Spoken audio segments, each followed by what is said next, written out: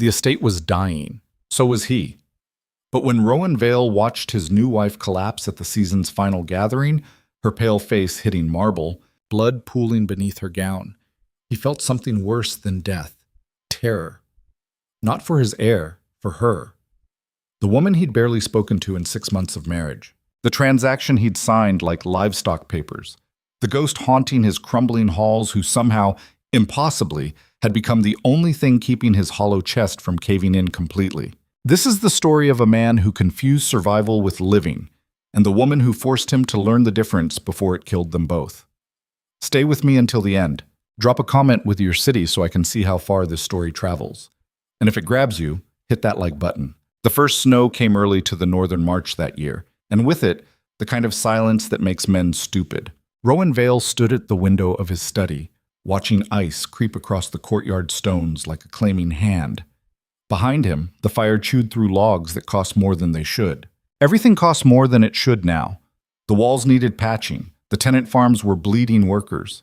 His father's debt sat in a locked drawer like a coiled snake, and the estate lawyers had made it clear, without an heir, without legitimacy, the crown could take it all within a decade. He was 32. He had no time left to be sentimental. "She's playing," his steward Garrett had said 2 weeks prior, shuffling papers across the desk like a card dealer. "No dowry worth mentioning, but she's healthy, educated, 24, and her family's desperate enough not to ask questions." Rowan had looked at the sketched portrait, a woman with dark hair, serious eyes, a mouth that didn't smile, features that didn't offend. That was enough. Arrange it. Garrett hesitated. "You won't meet her first?" "Why? I'm not buying a horse." The older man's jaw tightened, but he nodded. He'd known Rowan since the boy was 8. He knew when to push and when to let the ice have its way. The wedding happened on a Thursday. Eliza Thornfield had learned not to expect much from life by the time she turned 16. Her father drank. Her mother performed miracles with darning thread and denial. Her younger sisters needed futures she couldn't give them on a schoolteacher's potential salary. When the offer came, marriage to a duke of the northern frontier, a man she'd never met, in exchange for a modest settlement that would keep her family housed for 5 more years, she didn't cry. She didn't rage. She packed. Her mother wept enough for both of them the morning of the ceremony. "You'll be a duchess, Eliza. That's something." Eliza pinned her hair in the small cracked mirror and said nothing. Eliza pinned her hair in. Being a title wasn't the same as being a person. She'd read enough books to know that. The chapel was cold. 3 witnesses. A priest who spoke too fast, like he had somewhere better to be. Rowan Vale stood beside her in a dark coat that smelled faintly of wood smoke and something sharper. Gun oil, maybe. He didn't look at her during the vows. His voice was flat, correct. When he slipped the ring on her finger, his hand was warm, but the touch lasted less than a breath. Afterward, he shook the priest's hand, nodded to Garrett, turned to her with the expression of a man completing inventory. "The carriage is ready." That was all he said. Eliza followed him out into the snow. The estate was called Ashford Keep, though keep felt aspirational. It sprawled across a valley like something caught mid-collapse. Tall windows, sharp towers, gardens gone to seed. Beautiful bones, rotting gums. The staff lined up in the entrance hall to meet her.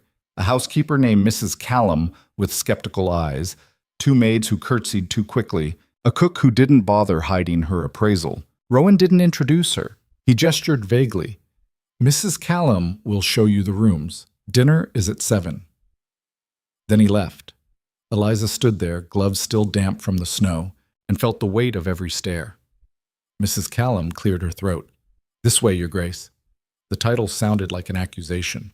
Her chambers were on the 2nd floor, east wing, large, well furnished in a style 20 years out of date. The bed was made with military precision. There were no flowers, no personal touches. A fireplace that worked. A window that overlooked dead roses. "Will you be needing help dressing for dinner?" Mrs. Callum asked from the doorway. Eliza turned. Asked from the mat. The housekeeper's face was professionally neutral, but her posture screamed judgment. "I can manage."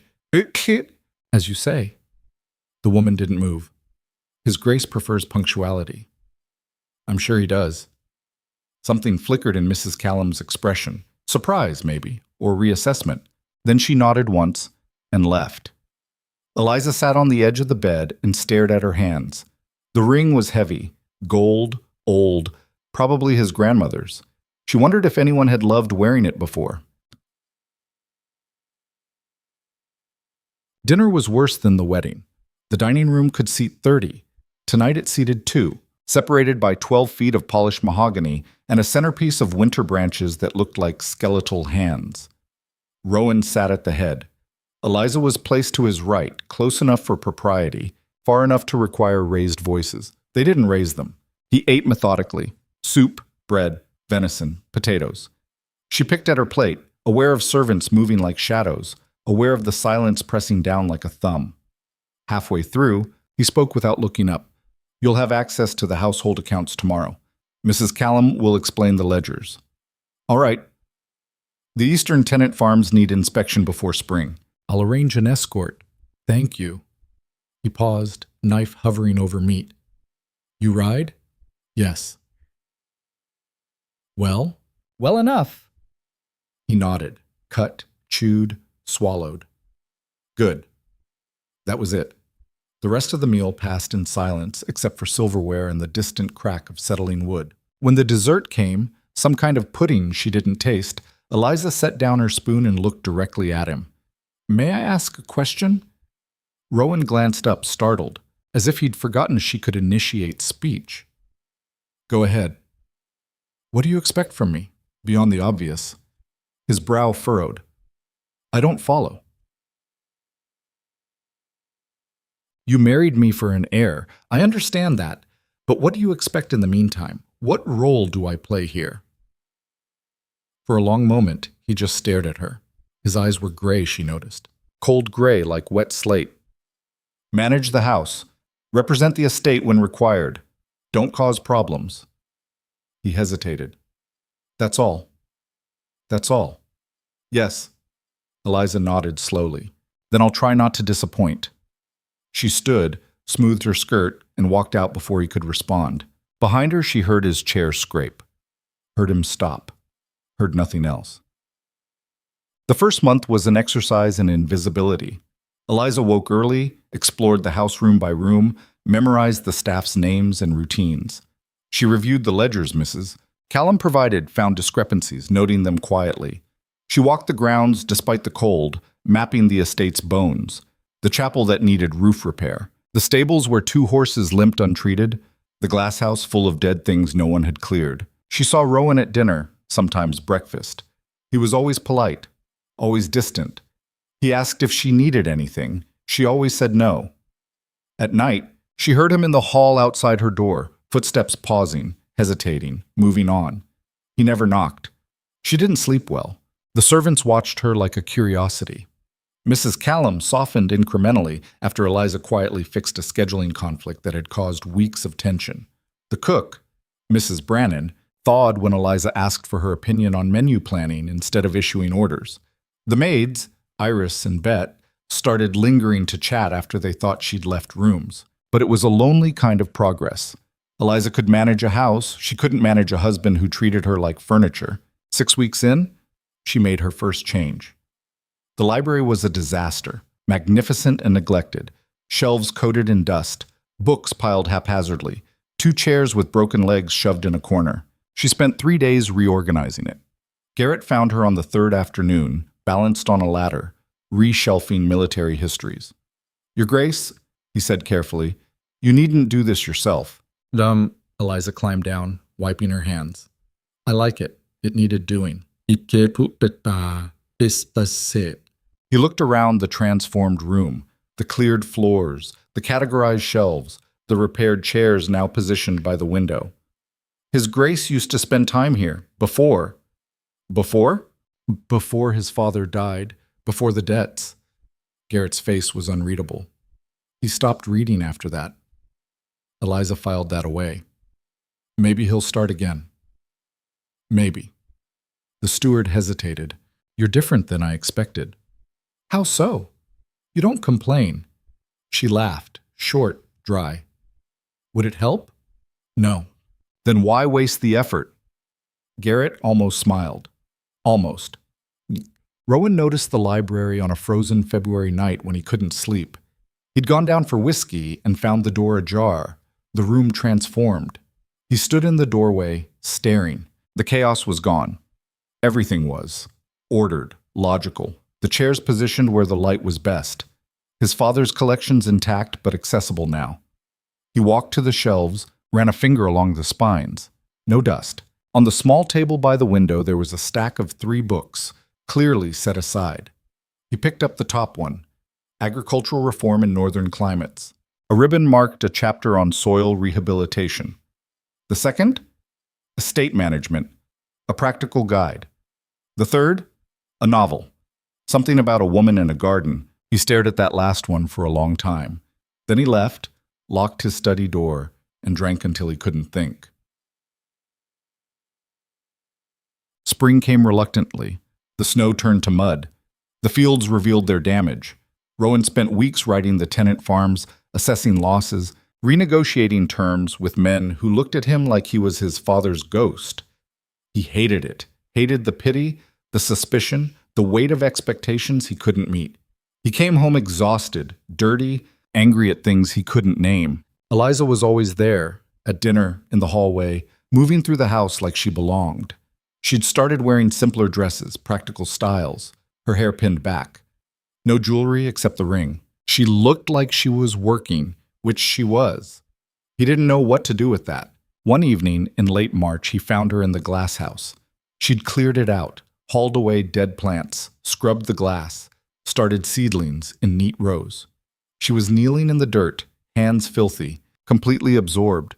He watched from the doorway. She sensed him eventually, looked up, didn't startle, just met his eyes. "It needed light," she said simply. "You did this yourself?" Iris helped, and the groundskeeper's boy. Rowan stepped inside. The air was warmer here, humid. It smelled like earth and something green. "Why?" Eliza sat back on her heels. "Because it was dying, and because I wanted to." "You wanted to?" "Yes." She tilted her head. "Is that not allowed?" He didn't answer. Couldn't. The question felt like a trap he'd set for himself. After a long silence, Eliza stood, brushing dirt from her skirt. "Was there something you needed?"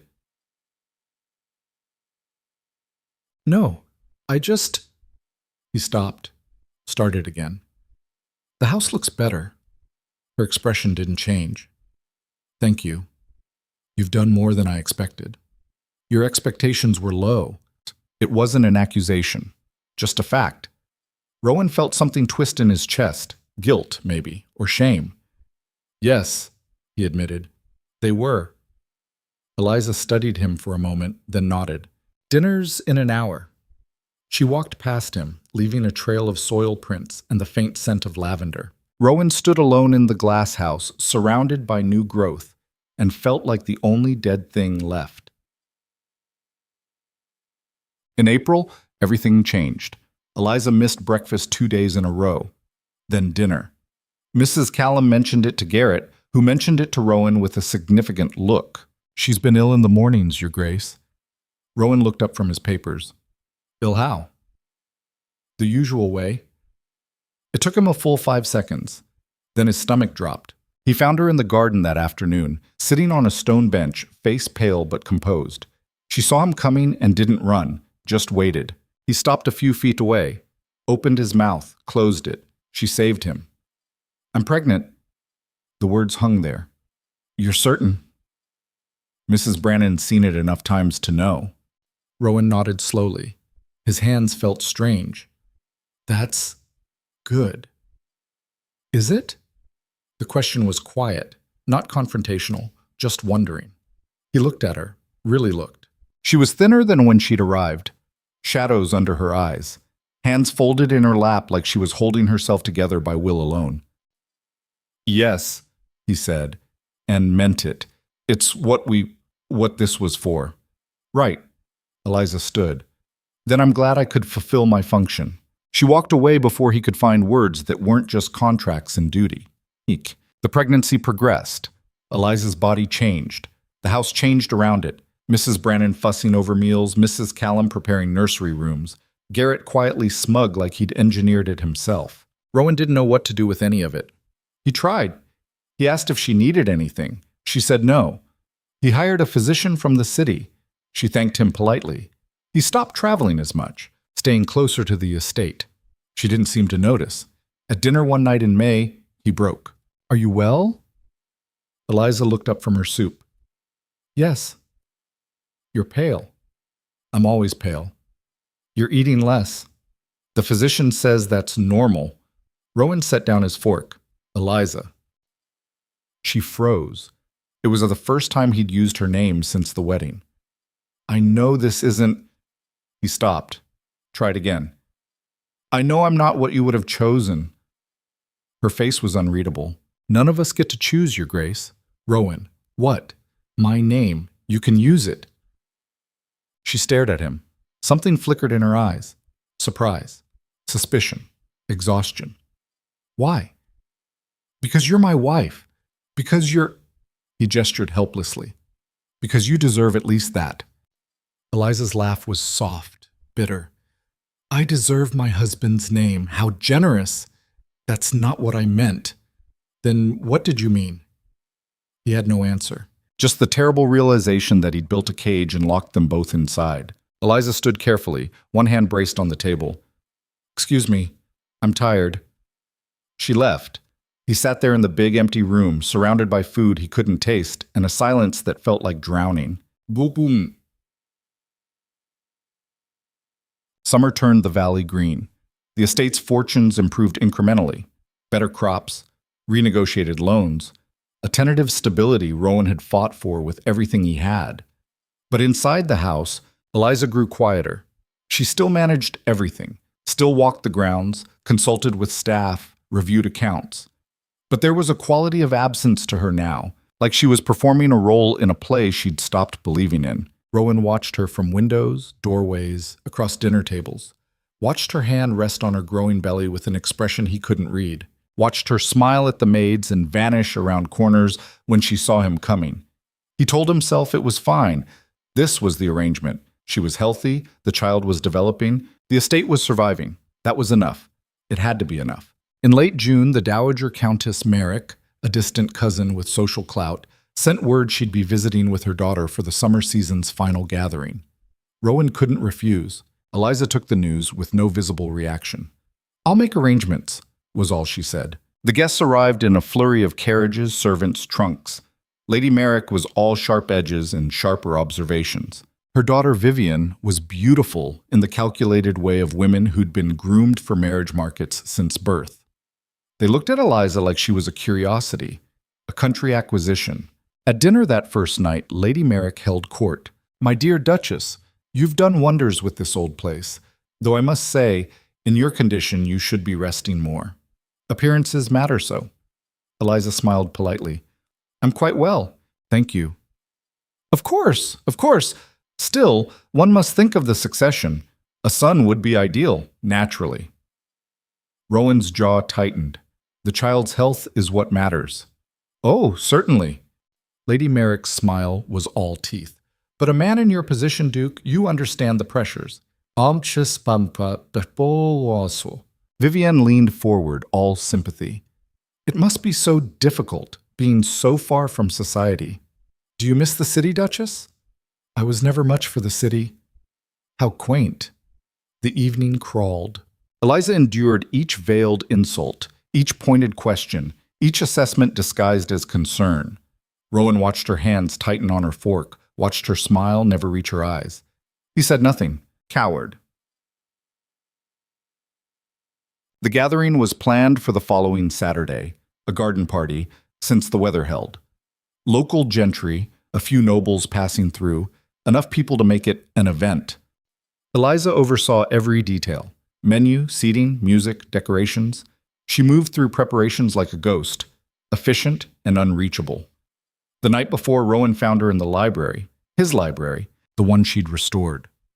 She was standing by the window, one hand on her stomach, staring out at nothing. "You should rest," he said from the doorway. She didn't turn. I'm fine. Eliza. I said I'm fine. He stepped inside, closed the door. You don't have to do this. The gathering. I can make excuses. Now she turned. Her face was drawn, exhausted, but her eyes were bright with something dangerous. And what excuse would you give? That your wife is too fragile? Too unsuitable for society? That's exactly what they think, what they've thought since I arrived. She moved toward him, each step deliberate. I'm the desperate girl from nowhere who trapped a duke with her womb, the transaction, the means to an end. You're my wife. Am I? Her voice cracked. Because I live in your house and wear your ring and carry your child, but I have no idea who you are. You don't speak to me. You don't look at me. I'm just furniture that happened to be useful. The words hit like stones. Rowan felt them land, felt the truth of them. I didn't know. You didn't want to know. Eliza's hands were shaking. And that's fine. That was the arrangement. But don't pretend tomorrow matters. Don't pretend any of this is more than a contract you're fulfilling. She walked past him. This time he caught her arm, gentle but firm. Let me go. No. His voice was rough. You're right. About all of it. But you're wrong about one thing. What? It matters. He forced himself to meet her eyes. You matter. Eliza stared at him. For a moment he thought she might believe it, might soften. Then she pulled free. Words are cheap, Your Grace. She left him standing there, drowning in everything he'd never learned to say. The morning of the gathering broke clear and cold, the kind of weather that looked beautiful from inside and felt like knives once you stepped out. Eliza woke before dawn with nausea rolling through her stomach in waves. She pressed her hands against her belly, 6 months now, undeniable, and breathed through her teeth until the worst passed. She couldn't afford to be sick today, not in front of them. By the time the sun cleared the eastern hills, she was dressed in her best gown, deep green silk that Lady Merrick had called serviceable, with a smile that meant adequate. Her hair was pinned carefully. The household was already moving like a machine she'd spent months building, flowers arranged, tables set, kitchen producing miracles. Mrs. Brannon caught her in the hallway. You're pale as death, Your Grace. I'm fine. You're a terrible liar. The cook pressed a hand to Eliza's forehead, tisked. You need to eat. Later. Now, or I'll tell His Grace you're fainting on his flowers. Eliza managed a weak smile. Extortion doesn't suit you. Desperate times. Mrs. Brannon pushed a roll into her hands. Eat, walk, smile. That's the order. She ate. It helped, barely. The guests started arriving at noon, carriages crunching gravel, servants unloading trunks, voices rising in that particular pitch of people performing wealth. Eliza stood beside Rowan at the entrance, playing her part. He was stiff in formal dress, jaw tight. When he'd seen her that morning, something had flickered across his face. Concern, maybe.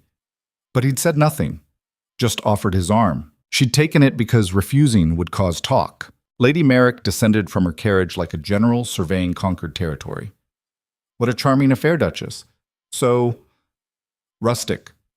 We do our best, Eliza said evenly. Vivienne appeared next, perfect in pale blue, eyes sweeping the grounds with barely concealed disappointment. I'd forgotten how quiet it is out here. Don't you just crave stimulation? I find peace has its own rewards. How philosophical. The girl's smile was razor sharp. You must share your secrets for enduring such isolation. Some of us would simply perish. Rowan's hand tightened fractionally on Eliza's arm. She felt it like Morse code. Endure this. She endured. The afternoon ground forward. Eliza moved through clusters of guests, minor nobles, local gentry, merchants with social aspirations. They all smiled. They all judged. She could feel their eyes tracking her belly, calculating months, whispering behind gloves. Poor dear. She looks exhausted. Well, it's her duty, isn't it? I heard the marriage was quite sudden. Sudden? It was practically a rescue operation. Eliza's face ached from smiling. Her back ached from standing. Her whole body felt like a badly tuned instrument, vibrating at the wrong frequency. She caught Rowan across the garden, locked in conversation with Lord Bevins, a neighbor with land disputes and opinions about both. He looked miserable in that particular way of men forced into small talk they despised. Their eyes met briefly. He looked away first. Something in her chest cracked a little more. By mid-afternoon, the gathering had split into factions.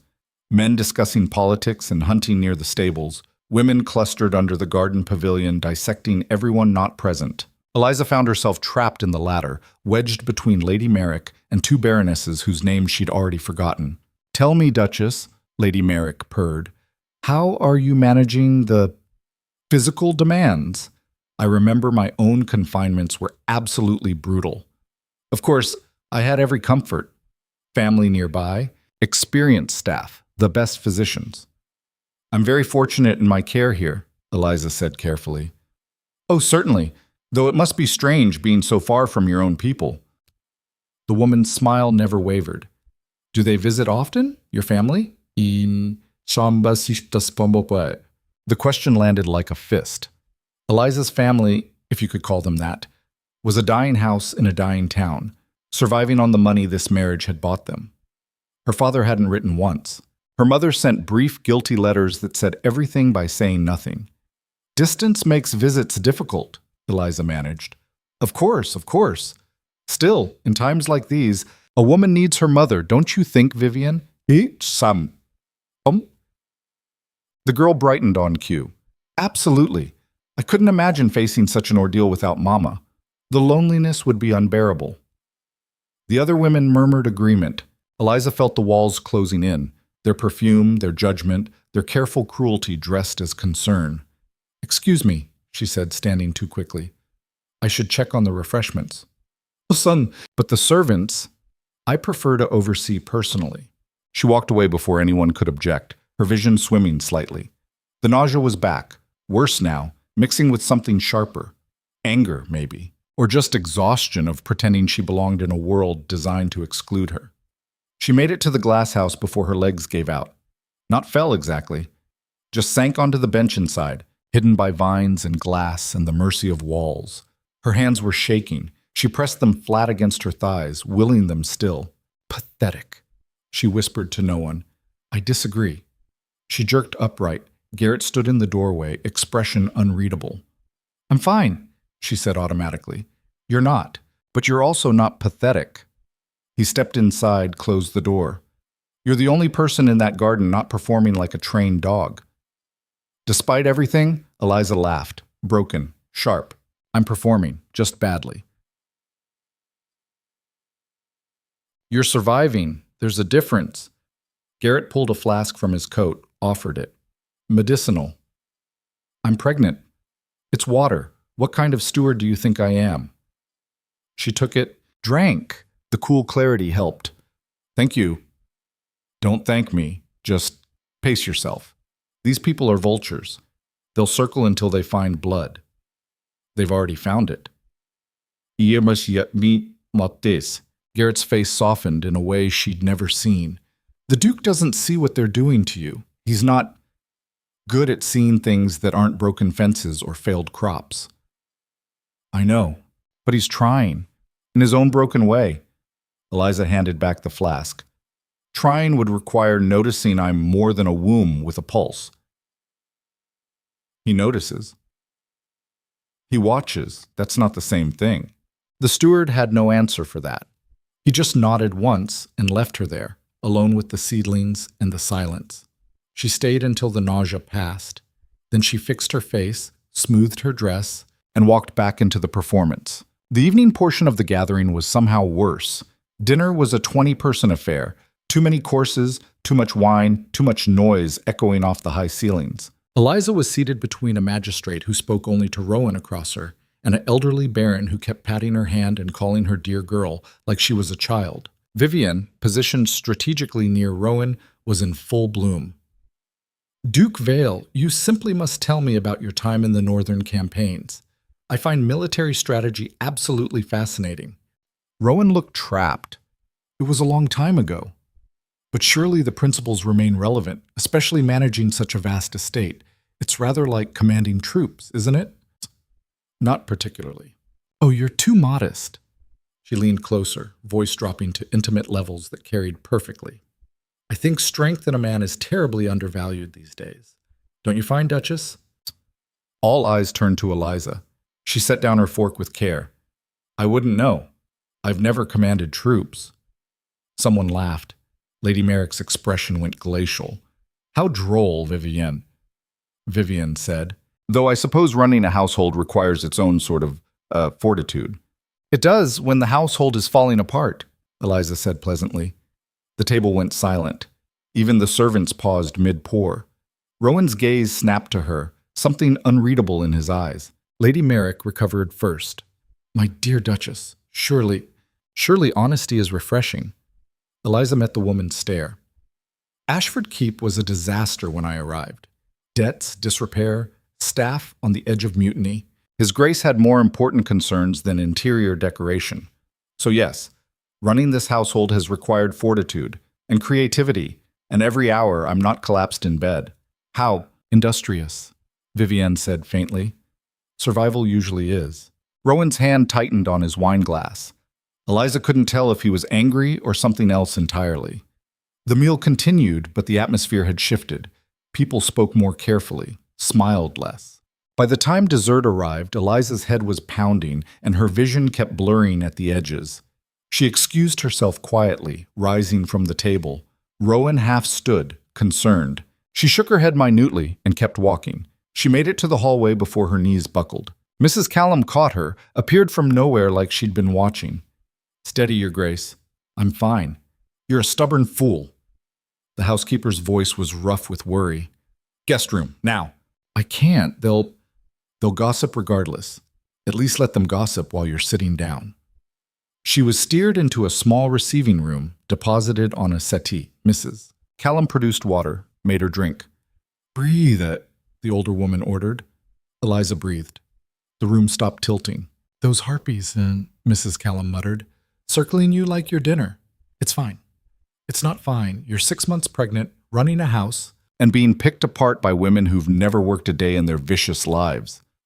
She pressed a cool cloth to Eliza's forehead. His Grace should have stopped it. He didn't see it. He didn't want to see it. There's a difference. It was the second time someone had said that today. Eliza closed her eyes. What am I supposed to do? Survive them, same as you've survived everything else. Mrs. Callum's hand was surprisingly gentle. You're stronger than they'll ever be, girl. Don't you forget it. 15 minutes later, Eliza returned to the gathering. Her smile was fixed, her posture perfect. No one mentioned her absence except Vivienne, who asked sweetly if she was feeling quite well. Never better, Eliza lied. The party finally ended near midnight. Carriages departed, guests retired to prepared rooms, silence reclaimed the house. Eliza stood in the foyer as the last stragglers climbed the stairs, feeling like she'd survived a small war. Rowan appeared beside her, still in his formal coat, looking exhausted. You should rest, he said. So should you. They stood there, 2 feet apart, a canyon between them. What you said at dinner, he started, was true. I know. He rubbed his face. I didn't realize how much that you were alone? The word came out sharper than she intended. I've been alone since I arrived. Tonight was just louder about it. Eliza. Don't. She held up a hand. I'm too tired for whatever this is. Apology, explanation, guilt. I can't carry any more weight today. His jaw worked. Then what do you need? The question surprised her. She looked at him, really looked. He was rumpled, uncertain, nothing like the cold stranger who'd married her. But the distance was still there, built into the foundation of everything they were. I need you to decide what I am to you, she said quietly. Breeding stock or a person, because I can't be both anymore. It's breaking me. Before he could answer, she walked away, climbing the stairs alone while her husband watched from the bottom, like a man drowning who'd forgotten how to swim. The next morning, the remaining guests were politely but firmly encouraged to depart early. Lady Merrick made pointed comments about abrupt hospitality, but her carriage was rolling down the drive by noon. Vivienne waved from the window with a smile that promised future retribution. Eliza watched them go from her bedroom window, relief washing through her so strongly it felt like nausea. She spent the next week in a strange limbo. The house returned to normal operations, but something had shifted. The staff looked at her differently, with respect maybe, or recognition. Mrs. Callum stopped questioning her decisions. Mrs. Brannon started adding extra portions to her meals without being asked. Even Garrett nodded at her in hallways like she'd passed some invisible test. But Rowan was everywhere and nowhere. She'd see him in doorways, watching, find him in the library she'd restored, pretending to read. He started taking meals at odd hours, like he was trying to catch her alone but couldn't figure out how to actually speak once he did. It was infuriating and heartbreaking in equal measure. One evening in early July, she found him in the garden at dusk. He was standing near the roses she'd coaxed back to life, hands shoved in his pockets, staring at nothing. She almost turned back. Then stubbornness, or maybe just exhaustion of avoiding him, pushed her forward. "They're blooming early," she said. He startled, turned. "What?" "The roses. You're staring at them. They're blooming early this year." "Oh." He looked down at the flowers like he'd forgotten they existed. "Yes, they look good." Eloquent. A muscle in his jaw twitched. Might have been a smile. "I'm not good at this." "At what? Talking to your wife?" "At any of it." He dragged a hand through his hair, frustration breaking through. "I don't know what to say to you. I don't know what you want from me." "I told you what I want." "You want me to decide what you are." His voice was raw. "But I don't know how to put it into words that don't sound like I'm managing assets or negotiating contracts." "Try anyway." He was silent for so long she thought he wouldn't answer. Then, "You scare me." Eliza blinked. "What?" "You scare me," he repeated, louder now, like confession. "You walk into my disaster of a life and you just fix things. Quietly. Without asking for credit or complaining or demanding anything. You make the house work, you make the staff loyal, you turn dead ground into gardens." He looked at her finally, and his eyes were desperate. "And I don't know what to do with that because everything I've ever built, I built by controlling it, by forcing it into submission. But you can't be controlled and you won't be forced, and I'm terrified that if I reach for you wrong, you'll disappear." Chais. The words hung in the cooling air between them. Eliza's throat was tight. "I'm not going anywhere. I'm trapped here, remember? Contract. Heir. Duty. That's not what I mean." Then what do you mean, Ma? "I mean, you could stay physically and be gone in every way that matters." His hands clenched. "Like you're doing now. You're here, but you're not. You smile at servants and plan menus and grow things, but when you look at me, you're looking through me. And I deserve that. I know I deserve that. But it's killing me." Eliza felt something crack in her chest. Not breaking, but opening. "You ignored me for 6 months." "I know." "You treated me like I was furniture." "I know." "You let those vultures tear me apart at that gathering and said nothing." "I know." His voice broke. "I know, and I'm sorry, and I don't know how to fix it. But I'm trying to figure it out because the thought of losing you—" He stopped, started again. "The thought of you giving birth and deciding you've fulfilled your contract and disappearing into this house like a ghost. I can't stomach it." Eliza stared at him. This man who'd been stoned for months was standing in her garden, bleeding emotion like he'd been cut open. "What changed?" she asked quietly. "You did." "No, I did, because of you." He stepped closer. "I watched you at that dinner, watched them hurt you with smiles and compliments wrapped around knives. And I sat there like a coward because I didn't know how to fight that kind of war. But afterward, when you told me to decide what you are," he exhaled shakily. "You're not breeding stock. You're not a contract. You're the only real thing in my life, and I've been too scared and stupid to admit it." Bull. The silence stretched. Eliza's heart was hammering. "That's a pretty speech," she said finally. "It's not a speech. It's the truth. Words are cheap, remember? I told you that." "Then tell me what isn't cheap." He was close enough now she could see the desperation in his face. "Tell me what I have to do to prove this is real." Eliza looked at him, this broken, struggling man who'd married her like a business transaction and was now standing in the garden begging her to believe he'd changed. She wanted to so badly it hurt. But trust wasn't built on want. Talk to me, she said. Not around me, not at me, with me, like I'm a person whose thoughts matter. Done. Eat breakfast with me.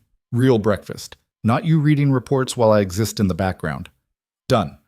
Stop treating this pregnancy like a victory condition and start treating it like we're about to be responsible for a human life. He flinched. That one's harder. I know. Do it anyway. Oh. Rowan nodded slowly. What else? Be patient, because I can't flip a switch and trust you just because you've decided to have feelings. You broke something when you locked me out. It's going to take time to fix. I have time. His hand twitched toward her, stopped. May I touch you? The question surprised her. She nodded. His hand settled on her shoulder, tentative, warm. His thumb brushed her collarbone once, uncertain. It felt like a beginning. One more thing, Eliza said. Anything. Stop watching me from doorways like a ghost. It's unnerving. He laughed, startled, genuine. It transformed his face into something younger, less haunted. Noted. They stood there as the light faded, not quite together, but not quite separate anymore either. Progress, maybe, or at least possibility. The baby kicked, sharp, insistent. Eliza gasped, hand flying to her belly. Rowan's eyes went wide. Is it the baby? Moving. She grabbed his hand without thinking, pressed it to where the kicks were strongest. He went absolutely still. She watched his face cycle through shock, wonder, fear, something that might have been joy. That's your child. Yes. Our child. His voice was rough. He looked at her, hand still pressed to her belly. Our child. Eliza felt tears prick her eyes. Damn hormones. Damn this man and his terrible timing and his broken attempts at being human. Yes, she whispered. Ours. They stayed like that until the baby settled and the stars came out, and Mrs. Brannan's voice echoed from the house, calling them to dinner. Walking back side by side, Eliza let herself feel something she'd locked away months ago. Hope. It was fragile. It was probably stupid, but it was there. The following weeks were strange, tentative. Rowan tried, genuinely tried. He showed up to breakfast and asked about her plans for the day. He walked with her through the gardens and actually listened when she explained which plants needed what. He sat with her in the evenings, reading reports while she worked on embroidery she had no talent for, and the silence between them started feeling less like abandonment and more like companionship. But the baby kept growing, and with it, Eliza's body became increasingly not her own. She was tired constantly. Her back screamed, her feet swelled until her shoes didn't fit. The physician from the city came twice, pronounced everything progressing normally, and left her with useless advice about rest and nutrition. The nightmares started in August. She'd dream of labor, blood and tearing, and something inside her ripping apart that couldn't be sewn back together. She'd wake gasping, drenched in sweat, hands clutching her belly like she could protect the baby from her own body. She didn't tell anyone, especially not Rowan, who was trying so hard his desperation showed in every awkward gesture. But Mrs. Brannan knew. Women always knew.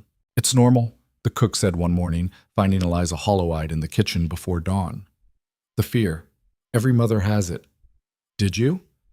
4 times, terrified every single one. She pressed tea into Eliza's hands. But you're strong. You'll survive it. You can't know that. I can, because you've survived everything else this house threw at you. Mrs. Brannan's face was fierce. You'll survive this too. Eliza wanted to believe her. September came with cooler nights and the creepy knowledge that time was running out. The nursery was ready, painted, furnished, waiting. Rowan had started sleeping in the adjoining room to Eliza's chambers, close enough to hear if she needed anything. He never touched her beyond helping her stand or steadying her arm, never pushed for more than she offered. But she could feel him watching, worrying, trying to read her moods like weather patterns. One night she woke from another nightmare, worse this time, vivid enough she tasted blood, and realized she was crying. A knock on the connecting door, soft. Eliza? She couldn't answer, just pressed her face into the pillow and tried to breathe. The door opened. Footsteps. The bed dipped as he sat on the edge. Bad dream. She nodded, not trusting her voice. Do you want me to leave? She shook her head. His hand found her shoulder, rubbed slow circles through the nightgown. It's going to be all right. You can't promise that. Her voice was muffled, broken.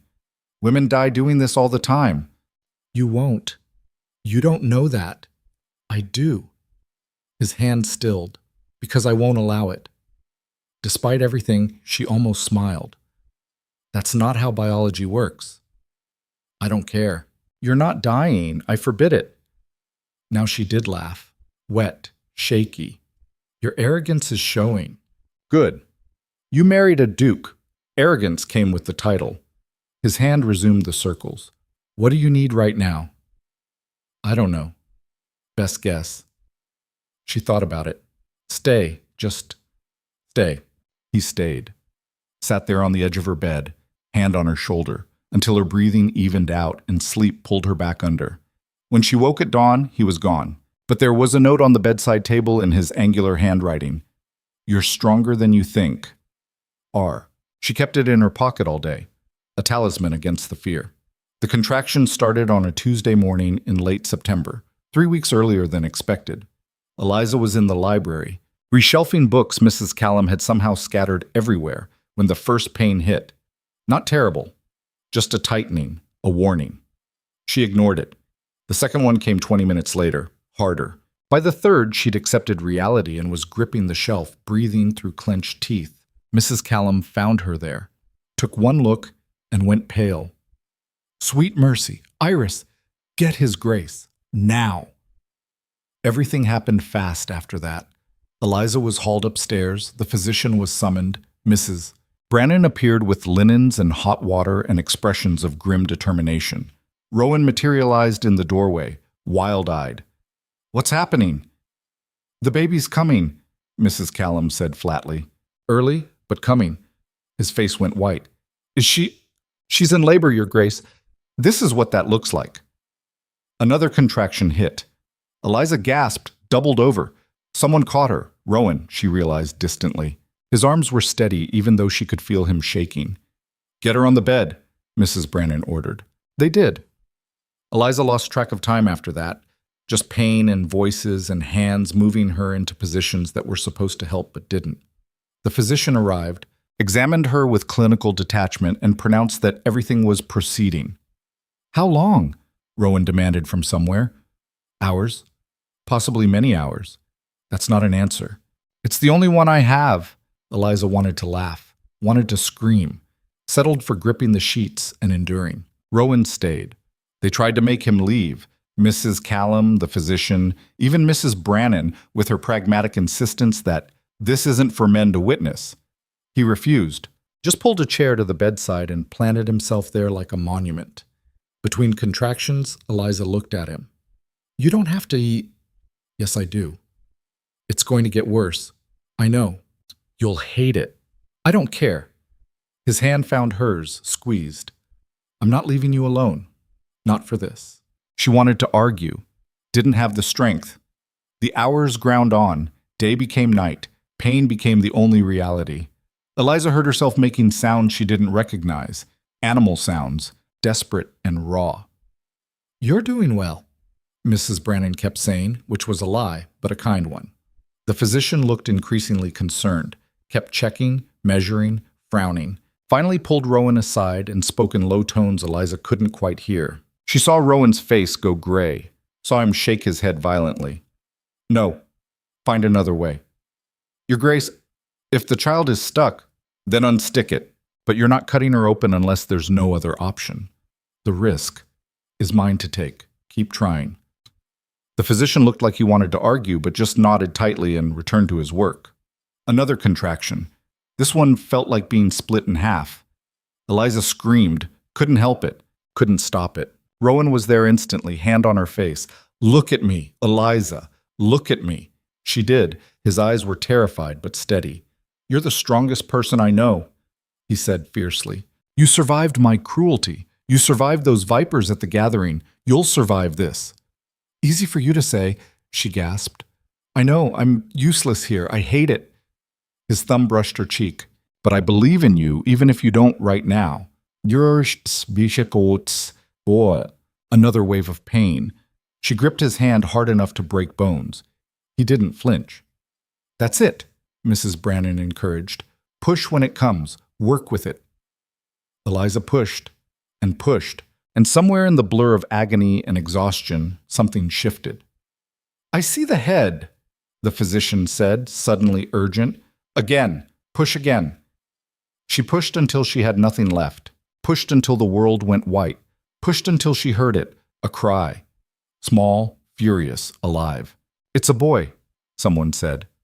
Maybe Mrs. Brannan, maybe the physician. Eliza couldn't see through the tears. They placed him on her chest moments later, tiny, perfect, screaming his outrage at the world.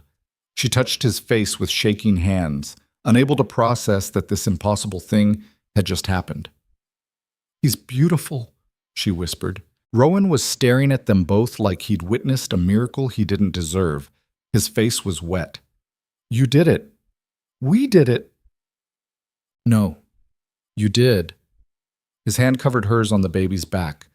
"You did something impossible, and I—" His voice broke completely. "I don't have words." The baby's hand wrapped around Eliza's finger, gripping with surprising strength. Her son. Their son. She looked at Rowan, this man who'd been a stranger, then a disappointment, then slowly, painfully, something more. "What do we name him?" she asked. Rowan's throat worked. He looked at the baby, their son, like he was solving an impossible equation. "I don't know. I haven't thought. You have 7 months and you didn't think of a single name?" Eliza's voice was hoarse, exhausted, but there was something almost like amusement underneath. "I was afraid to." The admission came out raw, afraid it would make it too real. That I'd lose you both if I let myself hope to. The baby made a small sound, not quite a cry. Eliza adjusted him against her chest, wincing. Everything hurt. Her body felt like it had been torn apart and badly reassembled. "We need to clean him," Mrs. Brannan said gently, hands already reaching. "And tend to you, Your Grace." Eliza's arms tightened instinctively. She wasn't ready to let go yet, not when she'd fought this hard to hold him. Rowan saw it. "Can it wait? Just a few more minutes?" The cook's expression softened. "A few, no more. She's still bleeding." They left the three of them alone, this strange new constellation of family. Eliza felt lightheaded, disconnected. The baby's warmth against her skin was the only thing tethering her to reality. "Thomas?" she said suddenly. Rowan looked up. "What?" "Thomas, for a name. It was my grandfather's, the only decent man in my family." She touched the baby's dark hair, so much of it. "If you hate it, say so now before I get attached." "I don't hate it." He leaned closer, studying their son's face with an intensity that was almost frightening. "Thomas Vale? It sounds right. Good. Because I'm too tired to argue." He laughed, shaky, disbelieving. "You just did something impossible and you're worried about arguing? Old habits." His hand covered hers again on the baby's back. Their son. Thomas. The reality of it was starting to sink in, and with it, a terror so profound Eliza couldn't quite breathe around it. "What if I can't do this?" she whispered. Rowan's eyes snapped to hers. "What?"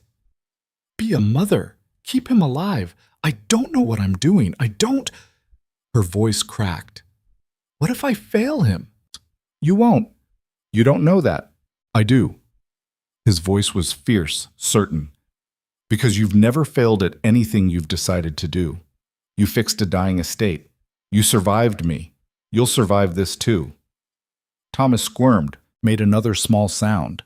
Eliza looked down at him, this tiny, impossible person she was now responsible for, and felt the weight of it settle like stones. Mrs. Brannan returned with warm cloths and gentle hands. They took Thomas then, cleaned him, swaddled him in soft linen while Eliza endured the physician's ministrations. The bleeding was heavy, but not catastrophic, he said. She'd need rest, monitoring, no exertion for weeks. "Weeks?" Eliza repeated blankly. "At minimum. Your body has been through significant trauma."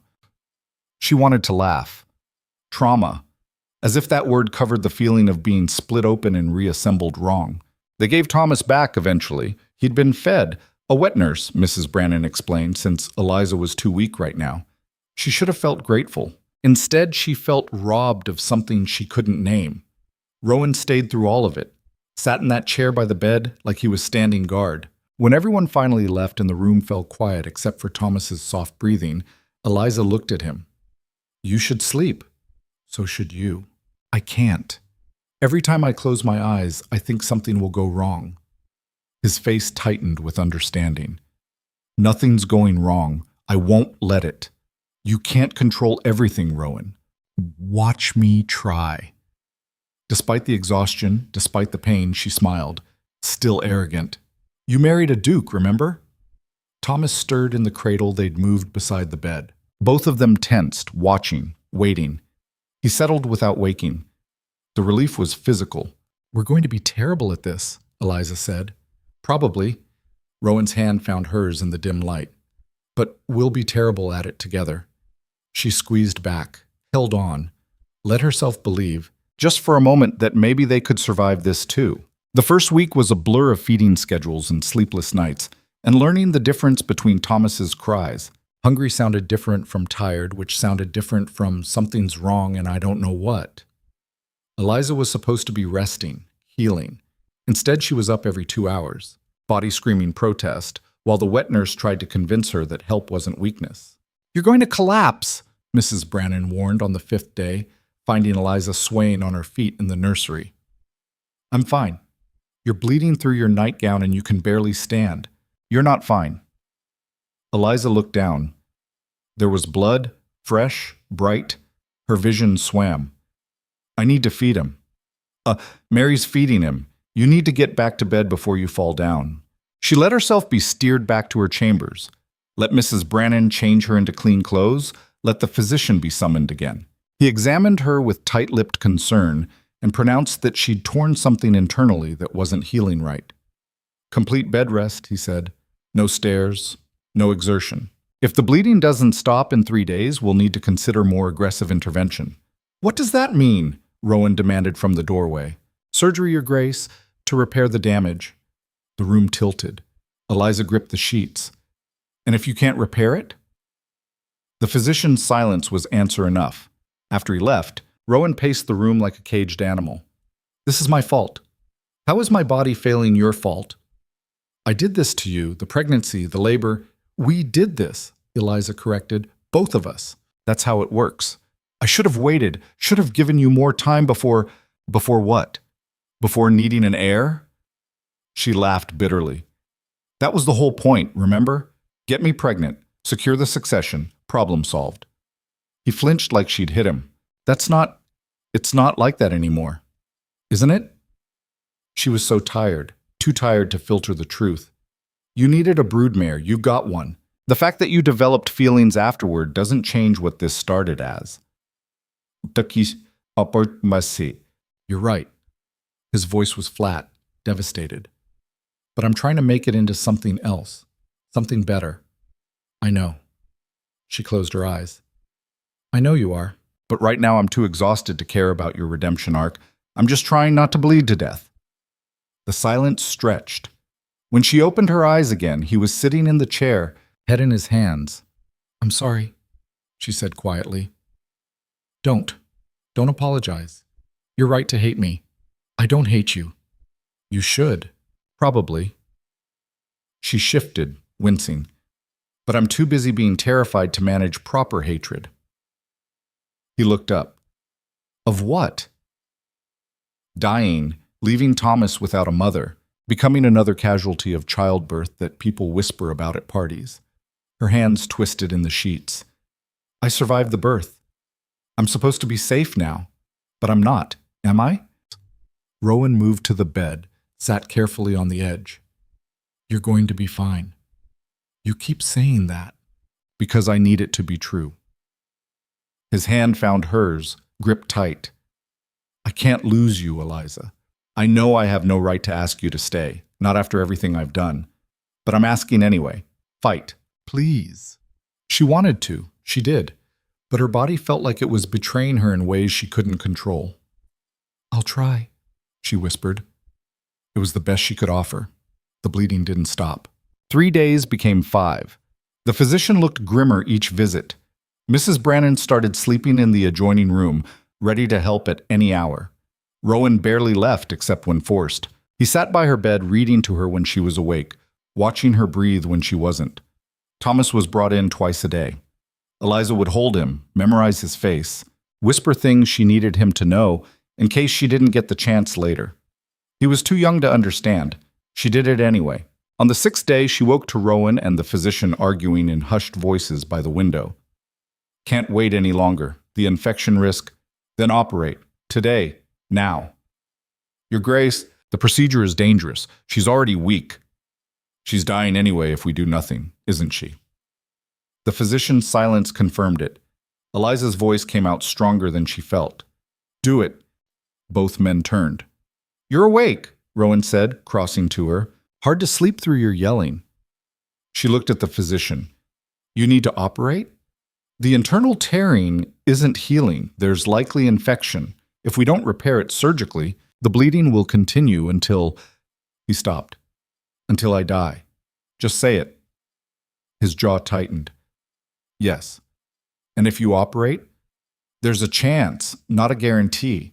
The surgery itself is risky, especially given your current state. But it's a chance. Yes. Eliza looked at Rowan. His face was gray, haggard. What do you think? I think I'm not qualified to make this decision. Neither am I. But it's my body, so I get the deciding vote. She turned back to the physician. When? This afternoon. We'll need to prepare Then prepare. The hours before the surgery were strange. Eliza felt suspended between living and dying, unable to commit to either. Mrs. Brannan helped her wash, change into a clean nightgown. Mary brought Thomas for what might be the last feeding. Eliza held her son and tried to memorize everything. The weight of him, the sound of his breathing, the way his hand curled around her finger with absolute trust. If I don't make it, she said to Rowan, who stood by the window looking like he might shatter, promise me you'll tell him I tried. You're going to tell him yourself. Promise me anyway. He crossed to her, knelt by the bed so they were eye level. I promise. But you're going to survive this because I'm not raising him alone. I don't know how. I need you. You'll figure it out. I don't want to figure it out. His voice broke. I want you. Not as a mother for my heir, not as a wife in name only. As you. The person who makes me want to be better. The person who turned my prison into a home. Eliza's throat burned. That's not fair. What? Saying things like that now, when I might not... She couldn't finish. Then don't die. Stay. Be angry at me, hate me, divorce me if you want, but stay alive to do it. Well, Thomas made a soft sound between them. They both looked down at him, this small person who'd upended everything. I'll try, Eliza said again. This time it felt like a vow. They came for her at 3. The physician had set up in one of the larger guest rooms. More space, better light. They'd boiled instruments, prepared linens, mixed something that was supposed to dull the pain but probably wouldn't. Rowan tried to follow. The physician blocked him. Your Grace, you cannot be present for this. I was present for the birth. This is different. This is surgery. It's going to be... He paused. Difficult to witness. I don't care. Your Grace. She didn't face labor alone. She's not facing this alone either. His voice was steel. I'm staying. The physician looked at Eliza. She was already on the table, terrified but determined. Let him stay. This is highly irregular. Let him stay or I walk out of here and bleed to death in my own bed. Your choice. The man's jaw worked. Fine. But if you faint, Your Grace, I'm having you removed. I won't faint. He was lying. Eliza could see it in his face, but she appreciated the attempt. They gave her something to drink, bitter, burning. It made her head float but didn't stop the fear. She felt hands positioning her, strapping her arms down. Rowan appeared in her line of sight, gripping her hand. Look at me, he said. Just keep looking at me. She did. The first cut felt like fire. She screamed, couldn't help it. Rowan's face went white, but he didn't look away, didn't let go. You're doing so well, he lied. Almost done. It wasn't almost done. It went on forever. Pain and pressure and the wet sound of things being moved inside her that shouldn't be moved. She screamed until her throat was raw, begged them to stop. Rowan kept talking, kept holding her hand, kept lying about how brave she was. At some point, she started laughing. Hysteria, probably. Or the drugs. Everything felt unreal. What's funny? Rowan's voice sounded distant. I survived childbirth, she gasped. And this is what kills me, the aftermath. It's so stupid. You're not dying. You don't know that. Yes, I do. Because I forbid it, remember? She laughed again, even though it hurt. Still arrogant. Always. The physician said something she didn't catch. More pressure. Something pulled tight inside her, then released. The pain shifted, still there, but different. Duller. We're closing, the physician said. The repair is done. Now we wait and see if it holds. Eliza's vision was graying at the edges. Did it work? I don't know yet. Ask me tomorrow. Tomorrow felt impossibly far away. They moved her back to her room eventually. Eliza drifted in and out, aware of voices, hands, the distant cry of a baby. Thomas. She needed to check on Thomas. She tried to sit up. Couldn't. Her body wouldn't obey. Easy. Rowan's voice, close. Don't move. Thomas is fine. Sleeping. You need to rest. Can't. Need to. The words tangled. Everything was tangled. Eliza. His hand on her face, warm. Look at me. She tried. Her eyes wouldn't focus right. Stay with me. Don't slip away. Please. She wanted to promise, wanted to say something reassuring, but the darkness was pulling her under and she was so tired. The fever started that night. Eliza burned. Shook. Couldn't tell what was real and what was nightmare. She saw her mother's face, heard her sisters laughing, saw Lady Merrick and Vivian circling her bed like vultures, saw Rowan holding Thomas, walking away, leaving her in the dark. Don't go, she begged. I'm right here. His voice, steady, real. I'm not going anywhere. But she couldn't tell anymore, couldn't separate truth from delirium. The physician came and went, gave her things to drink that tasted like metal, changed dressings that came away red. His face got tighter each time. The infection is spreading, she heard him say, or thought she heard. Everything was fragments.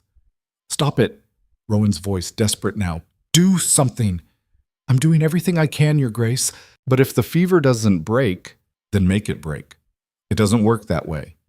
I don't care how it works. Fix her. Or silence. Then, I'm sorry. There's nothing more I can do. It's in her hands now. Eliza wanted to laugh at that. Her hands couldn't even grip a cup anymore.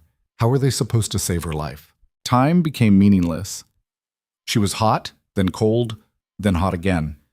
Someone kept putting cool cloths on her forehead.